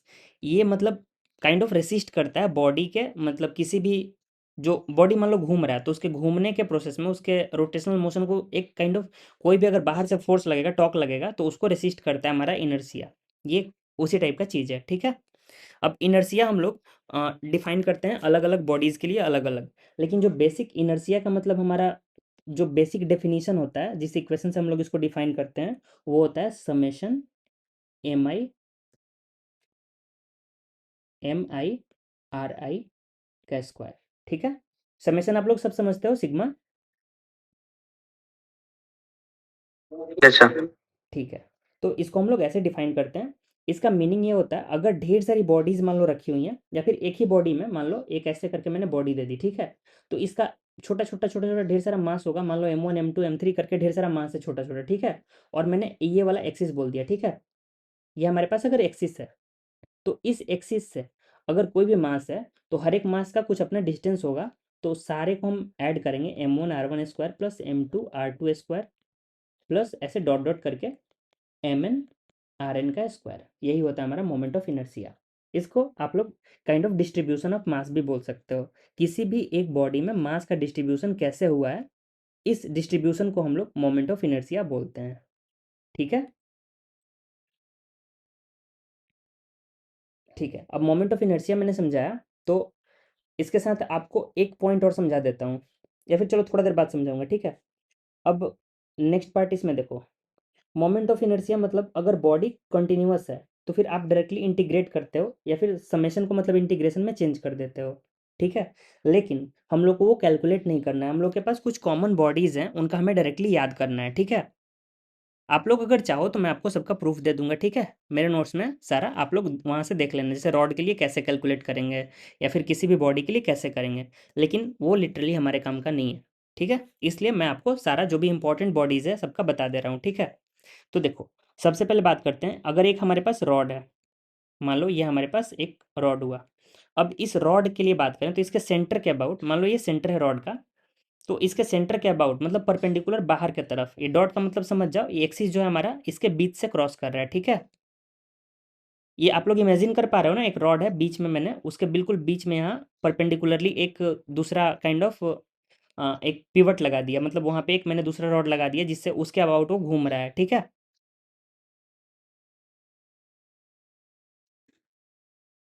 इसको हम लोग डायरेक्टली ऐसे बोलते हैं, थ्रू थ्रू सेंटर। ये सेंटर के थ्रू जा रहा है और परपेंडिकुलर है।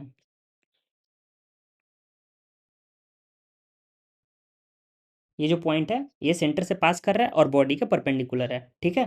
तो इस वाले एक्सिस के अबाउट जो हमारा मोमेंट ऑफ इनर्शिया निकल के आता है वो आता है 1/12 ml², ठीक है। ये हमारा रॉड का मोमेंट ऑफ इनर्शिया है इस बॉडी के सेंटर के अबाउट, ठीक है। अब देखो, अगर मैं बोलूँ कि इस एंड के अबाउट करना है, इसको नाम दे दो I1 या .1 या .2, तो मैं अगर एंड के अबाउट बोलूँ, किसी भी एक एंड के अबाउट, लेकिन अभी भी परपेंडिकुलर ही है, मैंने बस शिफ्ट कर दिया थोड़ा सा, तो जो आपका I2 निकल के आएगा ना, ये 3 इसको बोल लो, तो I2 इक्वल्स टू I3 दोनों सेम आएगा, और ये हमारा आ जाता है 1/3 ml², ठीक है।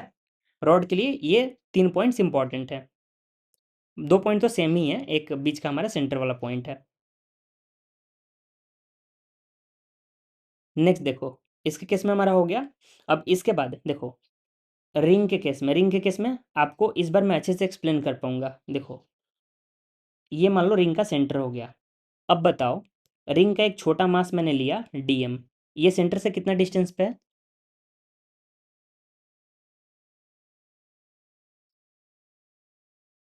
R.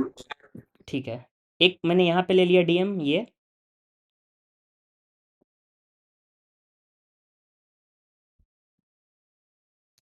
ठीक है, ये भी यार, एक यहाँ पे और DM ले लिया तो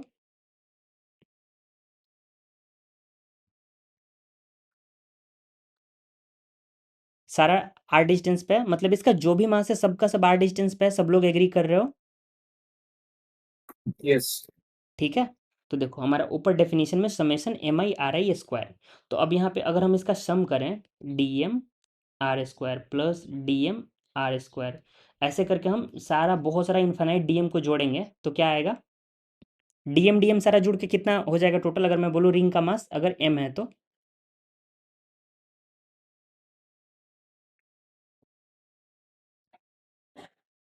समेशन DM कितना आएगा? एम। ठीक है, MR², ठीक है। इसलिए बोलते हैं जब भी बॉडी सिमेट्रिकल रहेगी ना, मतलब मान लो बॉडी बिल्कुल सिमेट्रिकल है, सारा मास डिस्ट्रीब्यूशन बस एक फिक्स डिस्टेंस पे है, उस केस में moment of inertia directly MR² हो जाता है, ठीक है। जैसे रिंग के केस में आपको मैंने समझा दिया। अब मुझे बताओ, अगर एक अपने पास सिलेंडर है, ठीक है, मैंने बोला इसके अंदर एक एक्सिस है, इस एक्सिस के अबाउट आप लोग बताओ, ये हॉलो सिलेंडर है, ठीक है। आई क्या आएगा? MR²। बाकी लोग क्या बोल रहे हैं? Yes sir, MR²। ठीक है, सबको क्लियर है MR²? ठीक है। क्यों? क्योंकि देखो, ये जो हमारा हॉलो सिलेंडर है ना, ढेर सारे रिंग से मिलकर बना हुआ है, और हर एक ये जो एक्सिस पे हर एक पॉइंट होगा ना, वो उस रिंग का सेंटर होगा, जो रिंग उसको यहाँ पे ज्वाइन कर रहा है, ठीक है।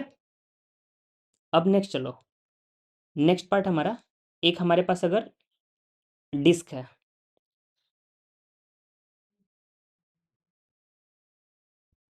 ठीक है, एक हमारे पास ये डिस्क हो गया। तो डिस्क के केस में जो मोमेंट ऑफ इनर्शिया आता है वो आता है mr² अपॉन 2।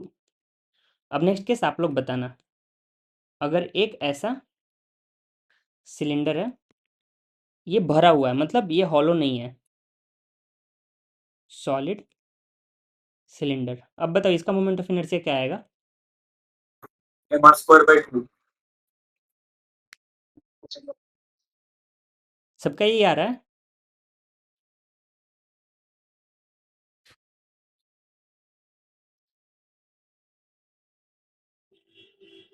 ठीक है, सबको क्लियर है?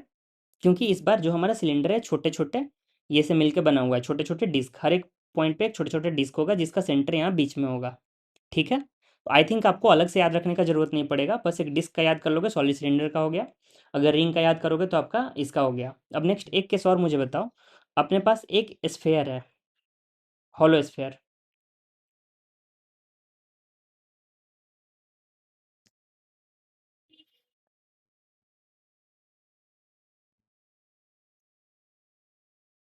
अगर मैं इसके सेंटर के अबाउट एक एक्सिस ले लूँ, चलो नीचे करते हैं इसको, ठीक है, यहाँ जगह कम हो जाएगा। तो देखो, ये हमारा अगर हॉलो स्फेयर है तो इसके अगर सेंटर के अबाउट एक एक्सिस लेते हैं, सेंटर के अबाउट एक्सिस लेंगे ना, वो आप किधर भी डायमेंशन में ले लो सारा सिमिलर होगा, ठीक है।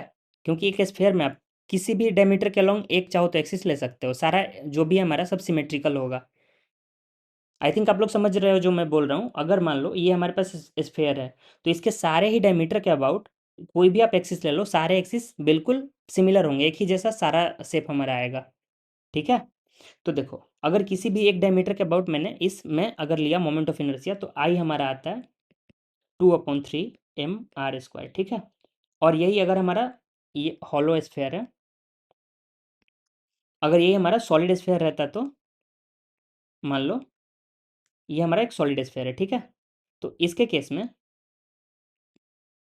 सेम, अगर हम एक सेंटर से एक्सिस ले लें, इसके थ्रू आई जो आता है ना, ये आता है 2/5 mr², ठीक है। तो बस इतनी ही इंपॉर्टेंट बॉडीज थी, इनको बस याद करना है आपको। कितनी हुई हमारे पास? रॉड के लिए हमारे पास दो केसेस हैं, ml² अपॉन 12 और 1/3 ml², ठीक है। उसके बाद हमारा ये रिंग और हॉलो सिलेंडर वाला केस है सेम। फिर उसके बाद हमारा डिस्क और सॉलिड सिलेंडर वाला केस है।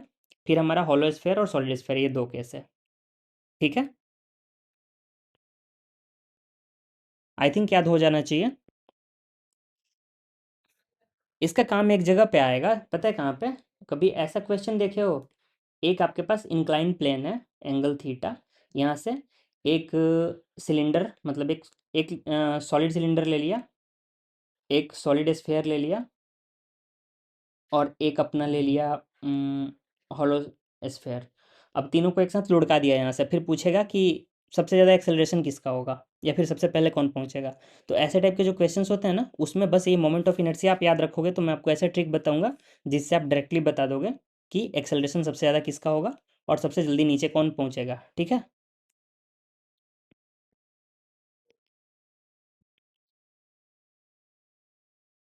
चलो आगे बढ़ते हैं। मोमेंट ऑफ इनर्शिया के केस में दो थ्योरम्स होती हैं हमारे पास। एक होता है पैरेलल एक्सिस थ्योरम, ठीक है। देखो, पहला बता रहा हूँ, ध्यान से सुनना।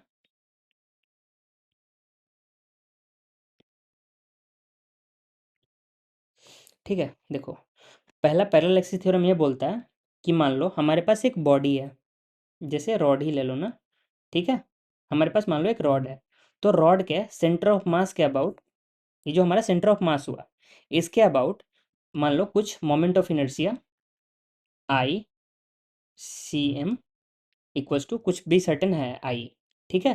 तो अगर सेंटर ऑफ मास से डी डिस्टेंस पे किसी एक्सिस के अबाउट, ये मान लो डी डिस्टेंस पे ये है, तो अगर यहाँ पे मोमेंट ऑफ इनर्शिया कैलकुलेट करेंगे ना, ये इस पॉइंट को नाम दे दो पी पॉइंट बोल लो, तो आई पी अगर कैलकुलेट करोगे ना, आपका आएगा I C M plus M D square, ठीक है।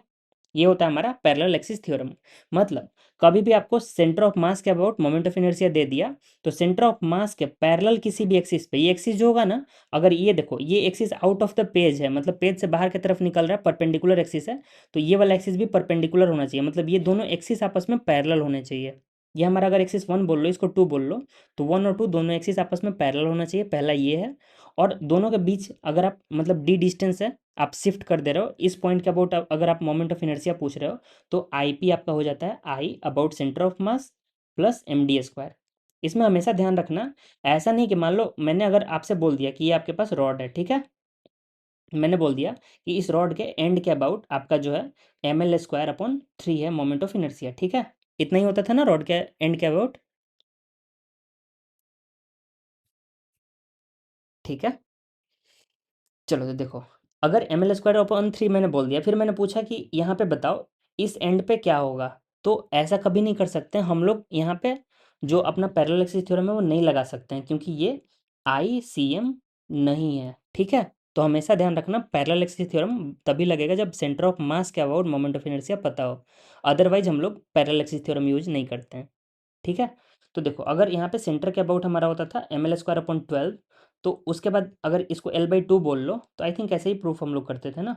देखो ये अपना हो जाएगा M L square upon 12 plus M L by two का स्क्वायर, कितना आएगा हमारा,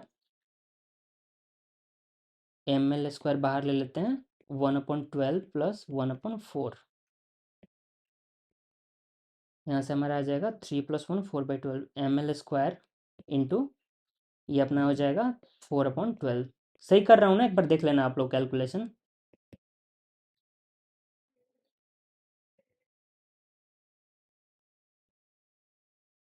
ठीक है।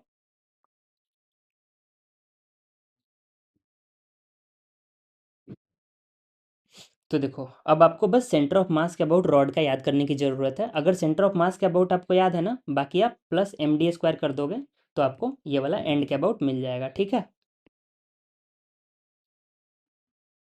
मुझे भी एम एल स्क्वायर अपॉन 12 ज़्यादा याद रहता है, लेकिन एम एल स्क्वायर अपॉन 3 भी याद हो गया क्वेश्चन करते करते, लेकिन अगर आपको एक याद नहीं हो रहा है, एक भूल भी जाओ, तो आप लोग इसको कर सकते हो, ठीक है। लेकिन मान लो अगर आपको एंड के अबाउट याद है, आप भूल गए मान लो, और आपको सेंटर के अबाउट निकालना है, तो कैसे करोगे, कोई बताओ।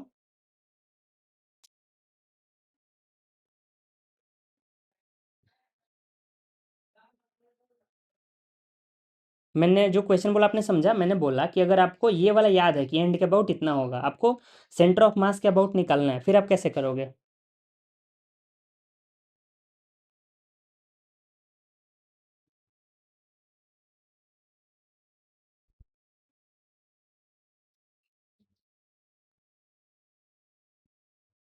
नहीं समझ पा रहे हो बात को, तो बोलो एक बार।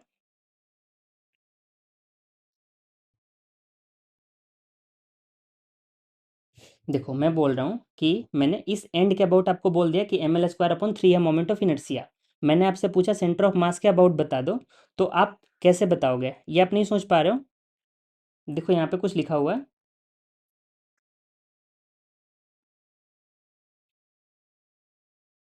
अरे इक्वेशन में हम लोग इसके हेल्प से अगर इसको फाइंड आउट कर सकते हैं, तो फिर इसके हेल्प से हम लोग इसको भी तो फाइंड आउट कर सकते हैं ना, समझ रहे हो जो मैं बोल रहा हूँ।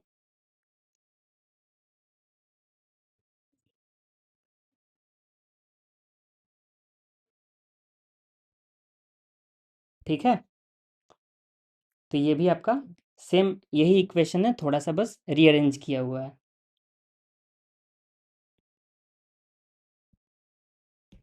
ठीक है। फिर आगे बढ़ते हैं, थोड़ी सी याद करने वाली चीज़ें हैं, देखो बीच बीच में कहीं कहीं है, जितना मैंने अपने तरफ से ट्राई किया आपको जितना कम याद करना पड़े, लेकिन देखो अब सारा चीज़ भी तो नहीं हटा सकते ना, कुछ तो याद करना पड़ेगा आपको।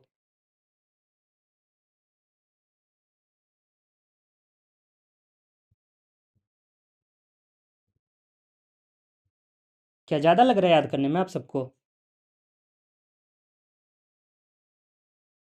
एक दो लोग पता है कल पूछेंगे कि रोटेशन छोड़ सकते हैं क्या।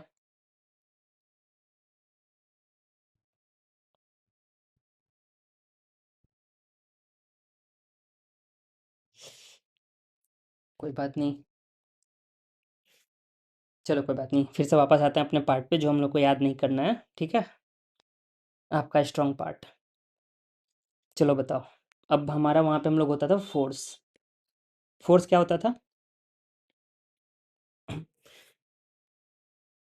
अरे नहीं, हम किसी को पर्सनली नहीं बोल रहे थे।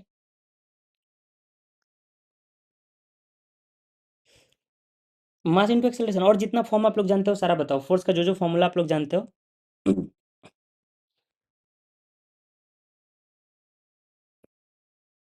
एक मैंने लिख दिया एम में, और बताओ। D P upon D T.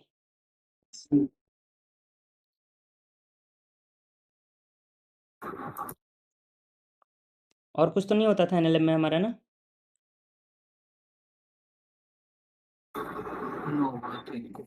ठीक है, चलो तब आगे बढ़ते हैं। अब इधर हमारा क्या हो जाएगा? फोर्स के एनालॉगस क्या होता है, कोई गेस?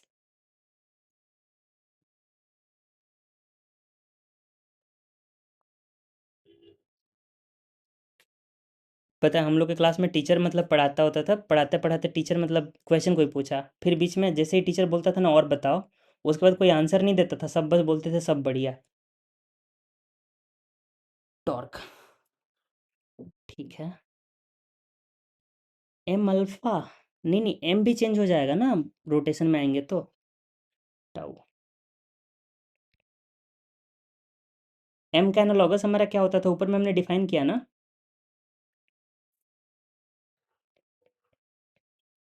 सही है।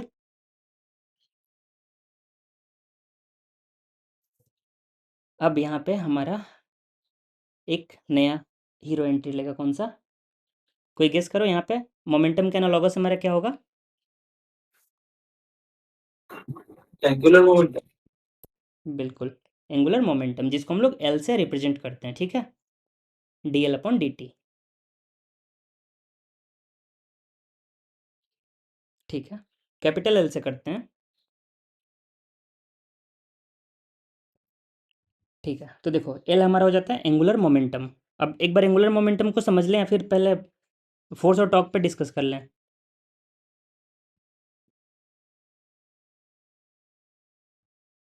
चलो पहले डिस्कस कर लेते हैं थोड़ा सा। देखो, अब यहाँ पे जब हम लोग थोड़ा सा डिटेल में जाएंगे ना, टॉर्क और फोर्स का रिलेशन आपको मिलेगा, किसी को याद अगर हो तो। Tau equals to, F R sine theta. हाँ, आर क्रॉस एफ। सही लिखा है मैंने, या एफ क्रॉस आर होगा?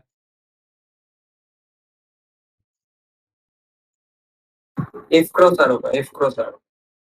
और किसी को लग रहा है ये doubt?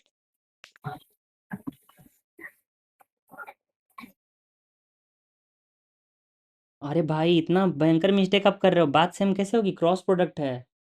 A cross B is not equal to B cross A. हाँ वही।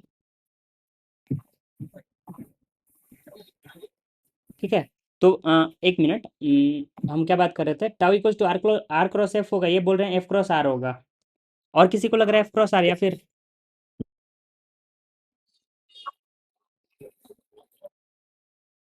Are cross F? ठीक है, ठीक है, जिनको कंफ्यूजन है देख लो, आर होता है, ठीक है? एफ क्रॉस आर नहीं होता है। सर, एफ का जो परपेंडिकुलर कंपोनेंट है वो तो आएगा ना, तो F sine theta cross R मतलब एफ क्रॉस आर होगा ना। तो आपने गलत याद कर लिया ना। देखो क्या होता है ना, या तो टॉक की दो डेफिनेशंस होती हैं, tau equals to R perpendicular into F, या फिर एफ परपेंडिकुलर इंटू आर। ये बस मैग्नीट्यूड के लिए होता है ये हमारा, ठीक है? डेफिनेशन नहीं है ये। अगर आपको मैग्नीट्यूड डायरेक्टली निकालनी है तो देखो, एक मुझे बात बताओ सिंपली, चलो आपको कन्फ्यूजन आ गया तो समझा देते हैं। टाउ इक्वल्स टू मैग्नीट्यूड क्या लिख सकते हैं? आर एफ साइन थीटा लिख सकते हैं, सही है? यस। ठीक है, अब देखो, टाउ को मैं ऐसे लिख दूं, R into F sine theta क्या होता है? अगर मान लो फोर्स कहीं लग रहा है तो फोर्स के दो कंपोनेंट होंगे, एक परपेंडिकुलर एक पैरेलल, ठीक है?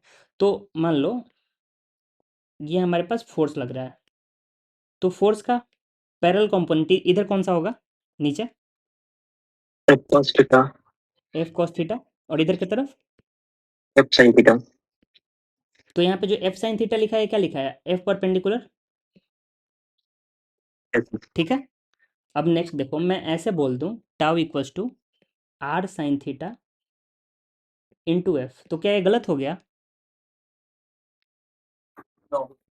यहाँ मैं एफ हटा के सारा आर अगर कर दूं तो कुछ चेंज होगा? बाकी फिर फोर्स के साथ आई थिंक अब डाउट क्लियर हो गया होगा। Tau equals to R perpendicular into F, ठीक है, सबको क्लियर है ये?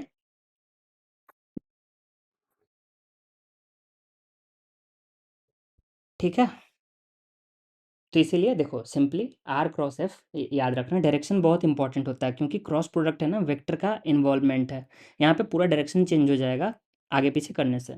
तो इस वजह से टॉक जो हमारा आता है आर क्रॉस एफ आता है, डायरेक्ट डेफिनेशन यही है। अगर इसका मैग्नीट्यूड की बात करें तो आर एफ साइन थीटा याद कर लो, एफ आर साइन थीटा याद कर लो, जैसे मन करे वैसे याद कर लो, ठीक है। और डायरेक्शन निकालना हो तो डायरेक्शन कैसे निकालते हैं, कोई बताओ मुझे? सर एक डाउट था इसमें, आर क्रॉस एफ होता है ना, तो सेम है वेलोसिटी में आर क्रॉस ओमेगा होता है। हाँ, आर क्रॉस ओमेगा दोनों सेम हो ना, दोनों के ऑर्डर जो सेम होते हैं, आर क्रॉस ही होते हैं। एक मिनट, वेलोसिटी वाला आई थिंक, हाँ, ओमेगा क्रॉस आर होता है वेलोसिटी, वहाँ पे उल्टा हो जाएगा। मैंने बहुत जगह आर क्रॉस ओमेगा देखा है।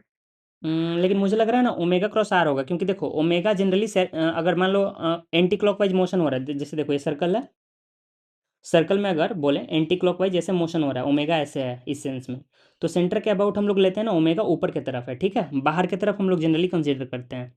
और आर जो हमारा मान लो ऐसे है, तो इस मोमेंट पे जो वी का डायरेक्शन आएगा इधर आएगा। ये राइट हैंड रूल से आप तभी एक्सप्लेन कर पाओगे ना जब आप ले रहे हो कि ये जो हमारा मतलब ओमेगा क्रॉस आर लोगे तभी एक्सप्लेन कर पाओगे। आप एक्सटेंड करते हो ना ओमेगा क्रॉस आर करोगे, तो ओमेगा की साइड आप अगर आप उंगलियां रख के उसको आर की साइड अगर बैंड करोगे तो अंगूठा नीचे आएगा, क्योंकि आर आगे वाला लेंगे ना एक्सटेंड करके। एक मिनट रुको, आप बोल रहे हो जैसे कि आर को मैंने एक्सटेंड किया बाहर की तरफ, ठीक है, फिर तो अब हम ओमेगा की तरफ उंगलियां रखेंगे, ओमेगा क्रॉस आर करना है हमें ना। ओमेगा ऊपर की तरफ है ना, ओमेगा, अच्छा ओके, आपने मतलब ओमेगा दे दिया, मैं V cross V by R ठीक है ठीक है, मतलब मैं वेलोसिटी की डायरेक्शन निकालने की ट्राई कर रहा हूँ ओमेगा और आर से। ओके। ओमेगा अगर आपने ऊपर की तरफ मैं दिया है, वैसे याद नहीं रखता, मुझे कन्फ्यूजन हो जाता है, इस वजह से मैंने ओमेगा और आर के सेंस में याद रखा हुआ है। ओके, तो आपने ओमेगा दिया है एंटी क्लॉकवाइज, हम्म ठीक है, तो एंटी जिसमें क्लॉकवाइज ओमेगा मतलब cross out of the page. करना सर, इसमें ओमेगा क्रॉस सारा ओमेगा क्रॉस आर करोगे ना तभी आंसर आएगा, आप करके देखो, आप आर क्रॉस ओमेगा करोगे ना आपका डायरेक्शन वेलोसिटी का नीचे आएगा, जबकि एंटी क्लॉकवाइज मोशन हो रहा है ना, मतलब वेलोसिटी ऊपर आनी चाहिए। हाँ सर बिल्कुल सही, मतलब इसमें ओमेगा क्रॉस आर होता है, फोर्स इसमें टॉर्क में देखेंगे तो आर क्रॉस एफ होगा। हाँ, टॉर्क दोनों में उल्टा, आर क्रॉस एफ होगा, हाँ उल्टा होगा। मैंने कई जगह सर आर ओमेगा पढ़ दिया, तो इसलिए वो दोनों हाँ, नहीं हम लोग मतलब याद करने में ना क्या होता है ना, देखो जनरली कन्वेंशन ऐसा है ना, वो आर ओमेगा, एक तो ऐसे आप समझ सकते हो कि जनरली क्या करते हैं लोग, अल्फ़ाबेटिकली आर आ गया था इसलिए आर पहले लिख देते हैं। सेकंड रीज़न ये भी हो सकता है कि आर स्मॉल अल्फ़ाबेट में यूज़ होता है, इस वजह से पहले लिख देता हूँ, मतलब जो भी रीज़न हो। में भी, हाँ सर वो भी हो सकता है, उनकी टाइप को मिस्टेक। कुछ भी रीज़न हो सकता है। ये वाला एक मुझे लग रहा है ये वाला आप सभी को समझ नहीं आया होगा, आप बाकी जो लोग जो हो इनका जो डाउट था आप लोग समझ पाए, क्या पूछ रहे थे मैं से, मैंने क्या बताया?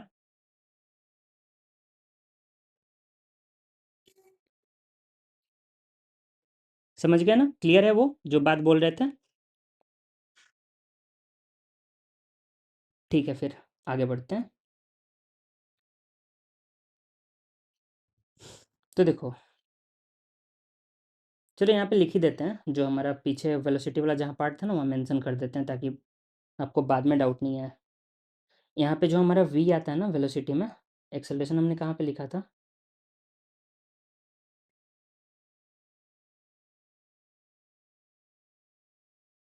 हाँ, यहाँ पे देखो, तो यहाँ पे एक क्वांटिटी और यहाँ पे आपको दे देता हूँ। ये जो वी आता है ना, ये हमारा आ जाता है ओमेगा क्रॉस आर, ठीक है।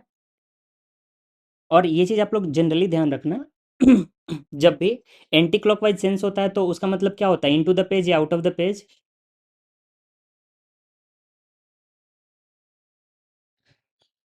अगर कोई बॉडी एंटी क्लॉकवाइज मोशन कर रहा है, रोटेट कर रहा है, तो उसका सेंस क्या होगा? आउटवर्ड मतलब गो टू द पेज।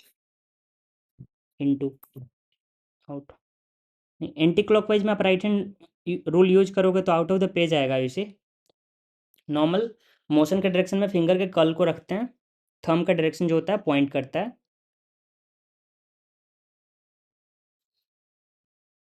ये वाला हम लोग आई थिंक मैग्नेटिज्म वाला शायद आप अभी नहीं देखे हो, इसलिए कन्फ्यूजन हो रही है। मैग्नेटिज्म वाले में वो क्लियर हो जाएगा, वहाँ पे मैंने डायरेक्शन इसका अच्छे से समझाया है। तो कोई बात नहीं, अभी के लिए नॉर्मली आप लोग ऐसे याद कर सकते हो। अगर एंटी क्लॉकवाइज है ना, इसका सेंस आएगा आउट ऑफ द पेज, और अगर क्लॉकवाइज है इसका सेंस आता है इनटू द पेज। ठीक है, ये दो सेंस हमारे पास आती है डायरेक्शन की। अब आओ हम लोग जहाँ पे अपने डिस्कस कर रहे थे, टॉक जो आया हमारा, टॉक हमारा है आर इंटू एफ परपेंडिकुलर, या फिर आर परपेंडिकुलर इंटू एफ, या फिर बोले तो आर क्रॉस एफ। ठीक है, ये टॉक वाला पार्ट सबको क्लियर है। टॉक का कोई यूनिट अब बताओ मुझे क्या होगा। Newton metre. Dimension M L square T to the power -2 into L, M L cube T to the power -2। ठीक है, तो हमारा डायमेंशन ये आ जाएगा यूनिट न्यूटन मीटर। ठीक है, टॉक के लिए। ठीक है, यहाँ तक सबको क्लियर है ना, अब कोई दिक्कत नहीं है टॉक वाले पार्ट में।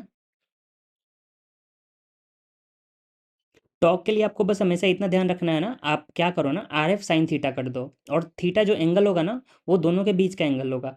आपसे ज़्यादा से ज़्यादा ना मैग्नीट्यूड पूछेगा, डायरेक्शन पूछने का चांसेस काफ़ी कम है। तो मैग्नीट्यूड कैलकुलेट करने के लिए बस सिंपली याद रखो आर एफ साइन थीटा। और अगर दो वेक्टर के फॉर्म में दे देगा तो कैसे निकालोगे, मान लो एक आर वेक्टर दे दिया, एफ एक मान लो एफ वेक्टर दे दिया, फिर आप कैसे निकालोगे टॉक।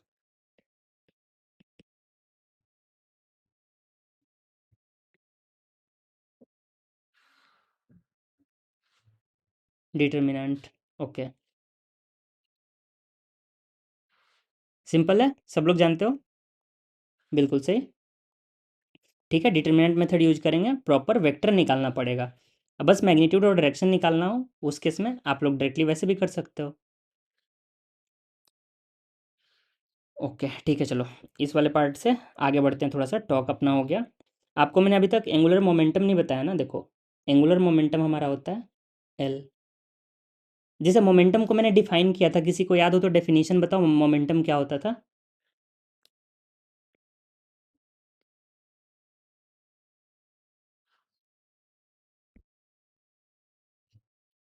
अरे नहीं, फॉर्मूला नहीं बताओ, हाँ बोलिए। Quantity of motion contained in a body. ठीक है, मोमेंटम के लिए हमने डिफाइन किया था पी के लिए net motion content in a body. ठीक है, अब सिमिलरली अगर आप इसको डिफाइन करोगे, एंगुलर मोमेंटम को कैसे करोगे।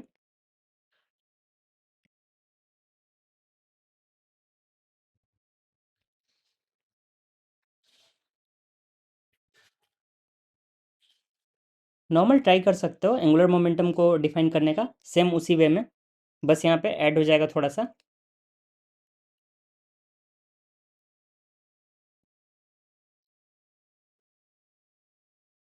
कोई बात नहीं, चलो। Net angular motion. बिल्कुल सही, net rotational motion contain in a body. ठीक है,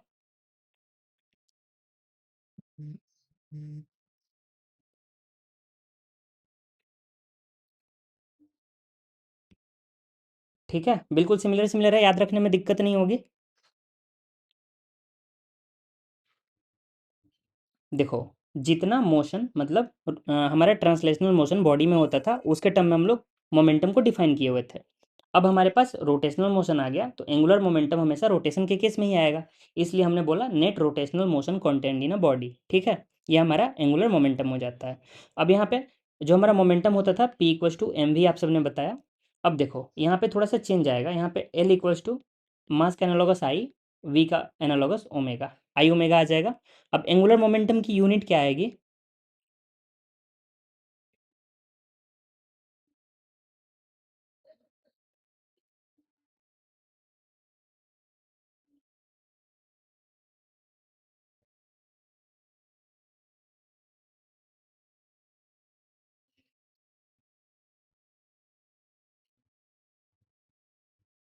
kg meter square per second. बिल्कुल सही। और डायमेंशन भी बता दीजिए। mL2T-1. ठीक है, ये यूनिट और डायमेंशन हो गई हमारी। अब एक चीज़ और इंटरेस्टिंग है, देखो ये हमारा आया किसी भी ऐसे बॉडी के लिए जो कि हमारा मान लो अपना रोटेशनल मोशन कर रहा है। लेकिन एक चीज़ मैंने आपको यहाँ पे बताया नहीं, आपने पूछा भी नहीं, मुझे याद आया भी नहीं। देखो एक मोमेंट ऑफ इनर्शिया हम लोग भूल गए। अगर एक पार्टिकल है, मान लो ये हमारा एक्सिस हो गया, एक नॉर्मल मास m रखा हुआ है, इसका मोमेंट ऑफ इनर्शिया इस एक्सिस के अबाउट क्या होगा?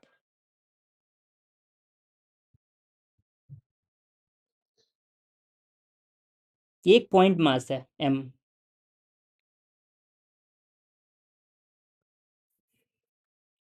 नॉर्मल डेफिनेशन से जाओ, देखो हमारा एम आई आर आई का स्क्वायर। अब हमारे पास एम आई मतलब एक ही मास है, पॉइंट मास। अरे नहीं, एक्सिस पे नहीं रखा भाई, एक्सिस से थोड़ा दूर पे रखा। मैंने आपको दे दिया डिस्टेंस ले लो, आर ले लो, ऐसे गलत नहीं समझो। ठीक है, अब बताओ।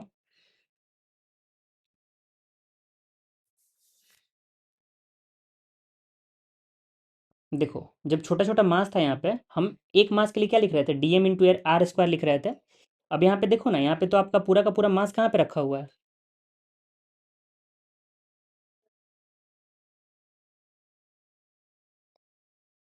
इस बॉडी का पूरा मास बस आर डिस्टेंस पे रखा हुआ आप सभी को दिख रहा है।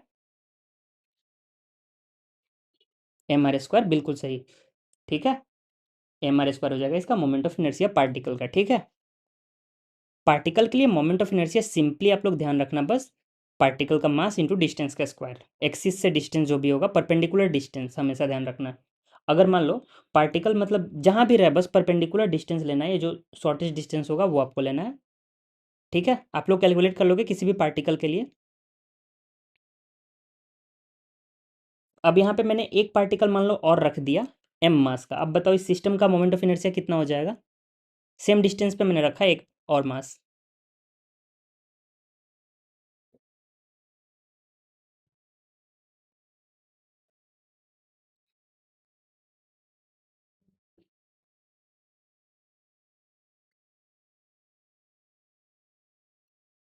इसका भी डिस्टेंस सेम है, इस एक्सिस से ये भी आर डिस्टेंस पे है।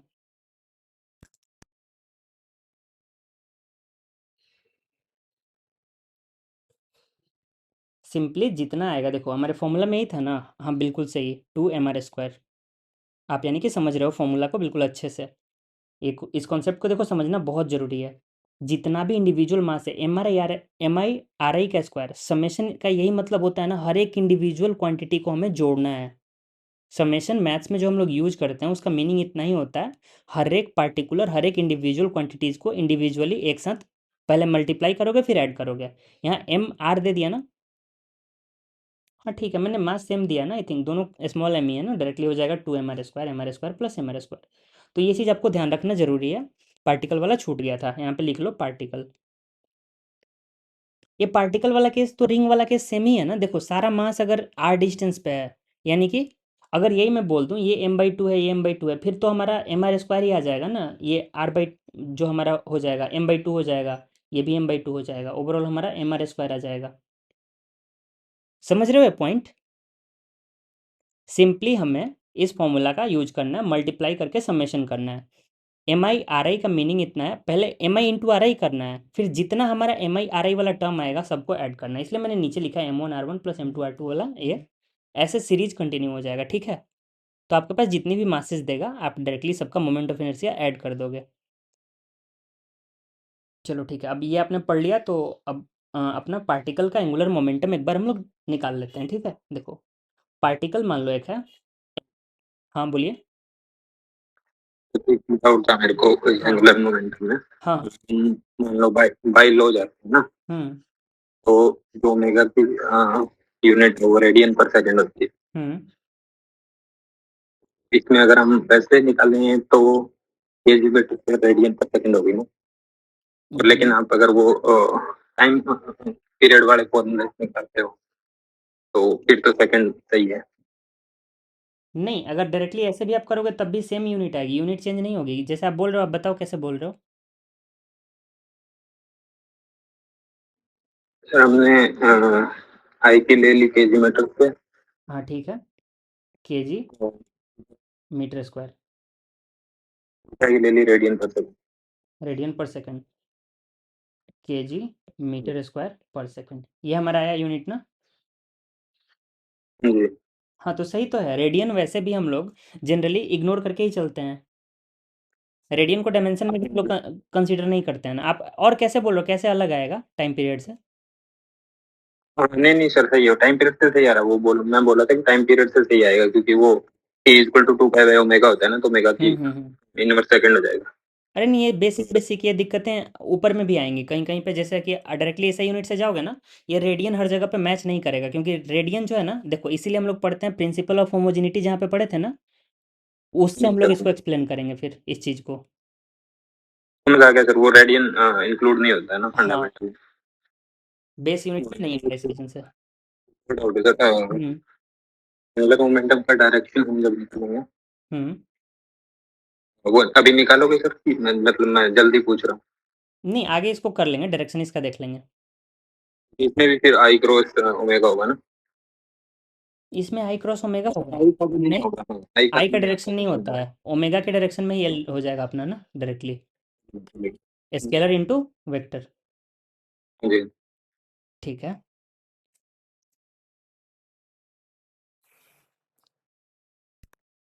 ठीक है। आप सभी को समझ में आया जो इन्होंने डाउट पूछा? पहला डाउट इन्होंने ये पूछा कि ये जो रेडियन यहाँ पे आ रहा है यूनिट में, जैसे हम लोग यहाँ पे यूनिट लिखे हुए हैं केजी मीटर स्क्वायर पर सेकंड डायरेक्टली लिख दिए हैं, ठीक है। इन्होंने पूछा कि ऊपर में रेडियन जो आ रहा है वो रेडियन क्यों नहीं आ रहा है, ओमेगा की यूनिट में रेडियन आएगी ना। ठीक है, मैंने एक्सप्लेनेशन दिया, वो आप लोग समझे ना? ठीक है, चलो सब लोग समझ गए। ठीक है, देखो तो इस चीज़ को हटाते हैं, डायरेक्शन हमेशा ध्यान रखना। देखो आई जो है ना, मोमेंट ऑफ इनर्शिया हमारा स्केलर क्वांटिटी है, और एक स्केलर को हम लोग वेक्टर से मल्टीप्लाई कर रहे हैं ना, तो मतलब डायरेक्शन क्या होगी, जैसे देखो ये स्केलर है, ये वेक्टर है, तो इसकी डायरेक्शन किसके अकॉर्डिंग होगी? एल की डायरेक्शन किधर होगी?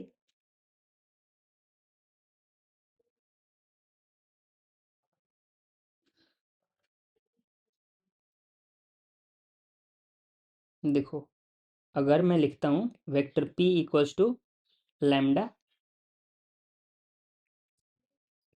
वेक्टर a, तो वेक्टर p की डायरेक्शन किधर होती थी?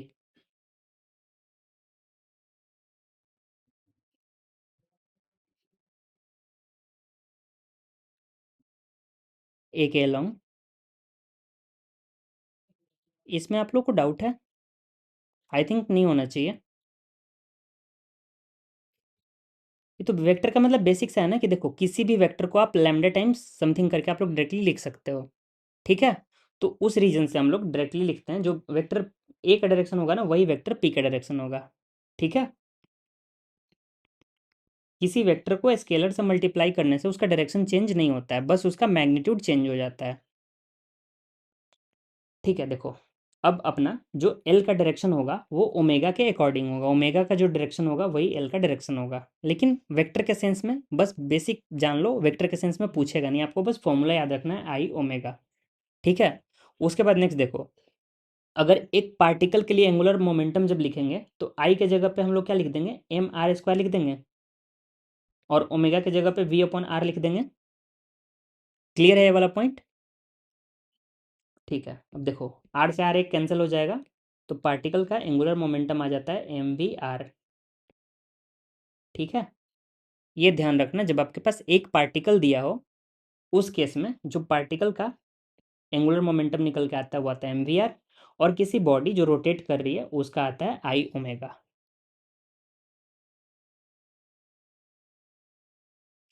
ठीक है। मैंने दोनों को अलग अलग एक्सप्लेन कर दिया।